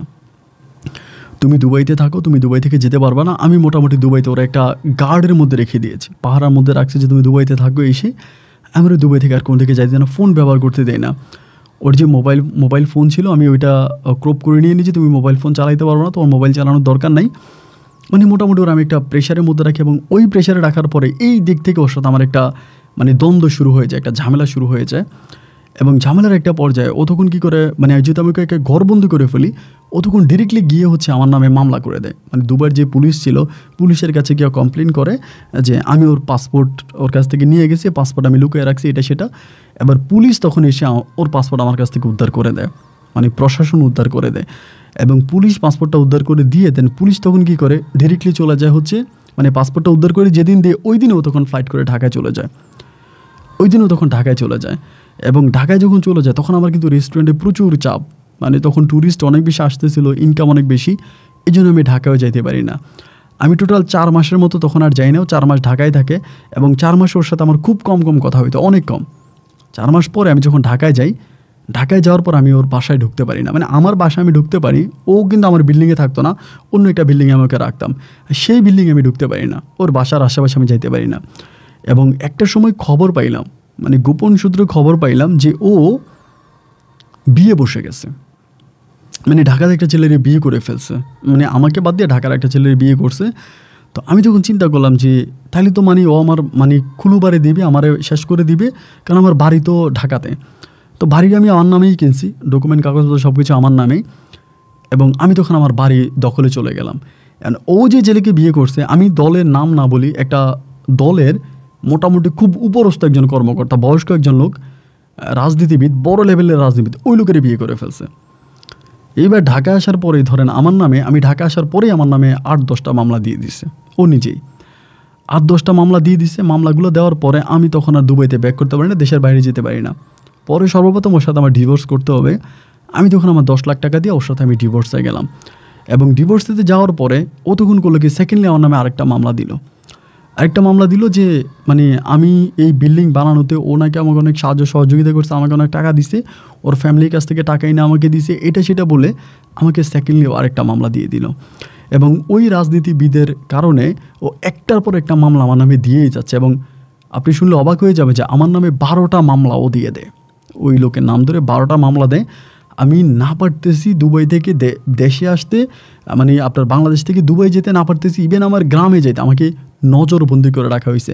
আমার বাসার বাইরে আমাকে যেতে দেয় না, মানে বাসার বাইরে অলওয়েজ দে পোলা পায় না, আমার খুঁজতে থাকে, রান দাও মানে দেশীয় অস্ত্র নিয়ে আমাকে খোঁজে, আমাকে বাসার বাইরে আসতে দেয় না, মানে এমন একটা অবস্থার ভিতরে পড়ে গেছে। হঠাৎ করে আমার জায়গাটার নামে একটা মামলা দায়ের করা হলো, যে বিল্ডিংটা আমার, এটা নাকি সরকারি খাত জায়গা। ওই লোককে দিয়ে মামলা করাইছে, এটা সরকারি খাত জায়গা। এবং সরকারি খাত জায়গা বলার পরে আমি তখন এই মামলা নিয়ে দৌড়াইতেছি, বিভিন্ন জায়গায় মামলা নিয়ে দৌড়াইতেছি। এবং এই মামলা নিয়ে দৌড়াইতে আমার মোটামুটি যা ছিল আর কি, মানে পুঁজি যতটুকু ছিল সব কিছু আমার শেষ হয়ে গেছে। মানে টোটালি আমি পুরো রাস্তার ফকির হয়ে গেছি। এবং শেষ পর্যন্ত আমি আমার বাড়ি ফিরে পাইছি, আদালতের মাধ্যমে, রায়ের মাধ্যমে বাড়ি ফিরে পাইছি। কিন্তু এই বাড়িতে থাকার কোনো অবস্থা নাই। মানে আমি প্রশাসন থেকে কোনো সাহায্য পাইতাম না। মানে ওই লোকের একটা ফোনে থানার পুলিশ ওসি সব কাপাকাপি করতো, কে আমাকে কোনো সাহায্য সহযোগিতা করতো না। দেখা যায় আমি যাচ্ছি, কারো কাছ থেকে কোনো বেনিফিট পাচ্ছি না, আমাকে রাস্তার মধ্যে হুড়দম মারতেছে, করতেছে। আমার রাস্তার পাশে হচ্ছে তারা মানে ড্রেন করে ফেলতেছে, আমার বিল্ডিং পড়ে যাওয়ার মতো অবস্থা, গর্ত করে ফেলতেছে। মানে আজকে আমার এটা ভেঙে ফেলতেছে, ওইটা ভেঙে ফেলতেছে। আমি দীর্ঘ 2 বৎসর খুব কষ্ট করে ওখানে ছিলাম। 2 বছর পরে একদিন হঠাৎ করে আমাকে এক মুরব্বী বাসা থেকে ডেকে আনছে, আমার ভাড়াটিয়া মানে বাসা থেকে ডেকে আনছে। আনার পরে মানে বাসার গেট পর্যন্ত শুনে আমাকে ডাইকা, মানে ওনাকে দিয়ে আমাকে ডেকে আনা হয়েছে যে গেটের মধ্যে নাকি কি একটা সমস্যা, ইলেকট্রিক লাইন, ওটা দেখাবে সন্ধ্যার দিকে। আনার পরে ধরেন আমার উপরে দেশীয়ভাবে হামলা এই পরিমাণের হামলা আমার উপরে শুরু করছে, আমি আর নিতে পারতেছি না। মানে আমি আর এটা নেওয়া আমার পক্ষে সম্ভব হচ্ছে না। এবং সম্ভব না পরে ওই দিন আমাকে মারছে। আমি দীর্ঘ প্রায় 1 মাসের মতো টানা হসপিটালে ছিলাম। আমাকে দেশীয় যে অস্ত্র ছিল ওগুলো দিয়ে কোপাইছে। আমিও মামলা দিছি, তো আমি তো আর ওদের সাথে মামলা দিয়া পারি না, কারণ ওদের পিছনে যেই রাঘব আছে আমি তো আর ওইটার ক্রস করতে পারি না। একটা পর্যায়ে এক লয়ারের সাথে আলোচনা করলাম, এবং তিনি আমার বলে যে আপনার বাড়ি বিক্রি করেন, কারণ এই বাড়িতে আপনি থাকতে পারবেন না আগে পরে আমি যে বাড়ি কিনছি যে টাকায়, তার 10 ভাগের 1 ভাগ টাকা নিয়ে আমি ঢাকা থেকে আসতে পারি না, বাড়িটা বিক্রি করে ফেলি। বাড়িটা বিক্রি করে আমি তখন নোয়াখালীতে চলে আসি। এবং নোয়াখালীতে আসার পরে আমার বউয়ের যে ফেসবুক বা যা কিছু ছিল আমি সব হ্যাক করে আমি যেটা পাই, বর্তমানেও আমি এবং ওই আপনার যে রাজনীতিবিদ সে ছাড়াও স্টিল তার আরও 4 জন স্বামী আছে। এবং ওই 4 জন স্বামী বিদেশে থাকে, সিঙ্গাপুর থাকে, মালয়েশিয়াতে থাকে। তারা সবাই মালয়েশিয়া সিঙ্গাপুরে বিজনেস করে, কোটি টাকার মালিক। তাদের সাথে ওর ফোনে কমিউনিকেশন হচ্ছে। তা আমার পরিবার থেকে আমাকে বললো যে তুই এখানেই থেমে যা, এখানেই চুপ কর, তুই আর সামনের দিকে যাইস না। এই মহিলার বিষয় নিয়ে আর কোনো কথা, মানে আমার একটা টার্গেট ছিল যে আমি এগুলো কোনো ভালো একটা ইউটিউবারের কাছে যাবো বা ভালো একটা নিউজ মিডিয়াতে যাবো, গিয়ে আমি এটা প্রচার করব। আমি কিন্তু সব ডকুমেন্টগুলো নিয়েছি, আমি এবং ওই ভদ্রলোক ছাড়াও যে ওর আরও 4 জন হাজব্যান্ড আছে, ওই ডকুমেন্টগুলো আমার কাছে আছে। মানে বিয়ের কাবিনগুলো পর্যন্ত আমি জোগাড় করে ফেলছি। তাহলে বুঝেন যে আমি সব কিছু অ্যারেঞ্জ করছি। কিন্তু আমার পরিবার থেকে আমাকে বলা হয়েছে যে না, তুই আর এই বিষয়ে কোনো কথা বলি। আমি চুপ হয়ে গেলাম যে ঠিক আছে, আমি এটা বলবো না।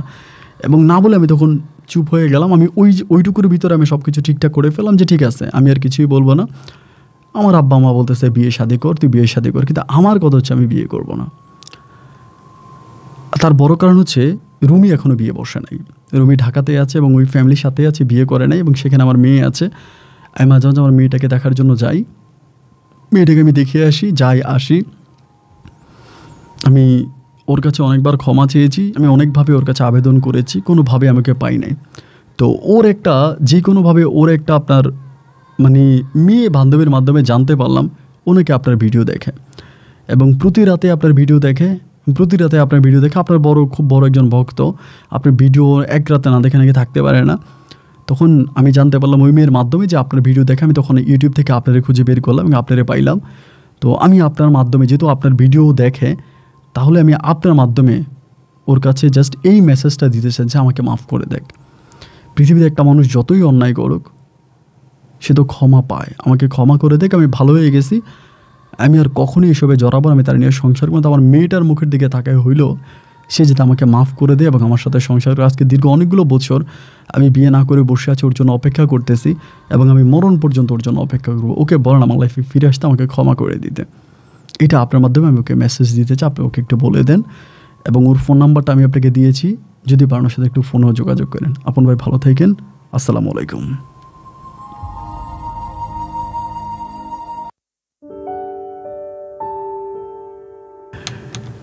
প্রিয় বন্ধুগণ, সবাইকে অনেক বেশি ধন্যবাদ এতক্ষণ পর্যন্ত নোয়াখালীর ভাই মোহাম্মদ ফারুকের জীবনের বাস্তব গল্পটা শুরু থেকে শেষ অবধি আমার মুখে শোনার জন্য।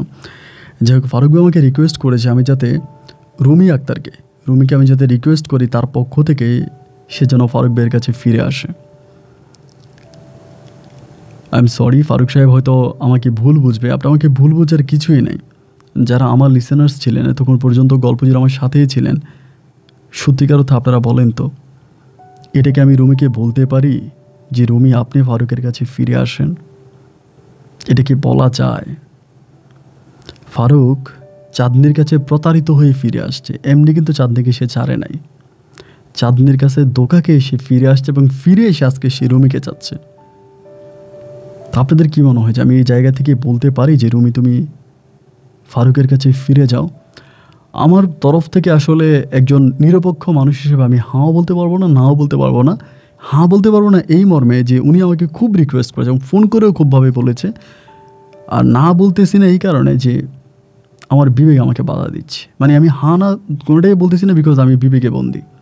তো এই জন্য আপনাদেরকে রিকোয়েস্ট করবো, আপনারা যারা গল্পটা শুনেছেন, অবশ্যই রুমি যদি উনি আমার প্রতিটা গল্প শুনে থাকে, অবশ্যই তিনি আজকেও আমাকে দেখছেন, আপনারা কমেন্টগুলো লিখবেন। এবং রুমি আপনিও, আমি আপনাদের নামগুলো ঠিক রেখেছি যাতে আপনারা আমাকে চিনতে পারেন। এবং হ্যাঁ, আপনি সেই রুমি যে রুমির গল্প আমি এখন প্রচার করলাম। তো অনুরোধ করব আমার বন্ধুদেরকে, আপনারা নিজেদের মতো করে একটা মন্তব্য লিখবেন যে আসলেই রুমি ফারুকের কাছে ফিরে যেতে পারে কিনা, আর যদি যেতেই হয় তাহলে কোন কন্ডিশনগুলো দিতে পারে। ফারুক বলেছে যে তাকে যদি কিছু কন্ডিশনও দেওয়া হয়, শর্ত দেওয়া হয়, সে এই শর্তের পরিপ্রেক্ষিতেও কিন্তু রুমিকে পেতে রাজি আছে। এখন কোনো শর্ত দিয়েও কি ফারুকের কাছে রুমি যেতে পারে কিনা, কোনো শর্ত দেওয়া যায় কিনা, বা কী শর্ত দেওয়া যায়, আপনার কমেন্ট বক্সে লিখবেন। ফারুক এবং রুমি, আমার বিশ্বাস তারা দুজনেই কমেন্টগুলো পড়বে। ঠিক হয়ে গেলেই সব কিছু ভালো থাকে। শুনেছিলাম 99টা খুন করার পরও নাকি একজন লোক অলি হয়েছে। যাই হোক, আমি প্রসঙ্গে আর কিছু বলতেই চাই না, আপনারা নিজের মতো করে একটু কমেন্ট করবেন। ওরা দুজনেই পড়ে যদি তারা মনে করে তাহলে তারা ঠিক হয়ে যাক। সবাই ভালো থাকবেন, সুস্থ থাকবেন, এই শুভকামনা। আজকের মধ্যে এখানেই বিদায়। দেখা হবে অন্যদিন অন্য কারো বাস্তব জীবনের গল্প নিয়ে। আল্লাহ হাফেজ অ্যান্ড আসসালামু আলাইকুম।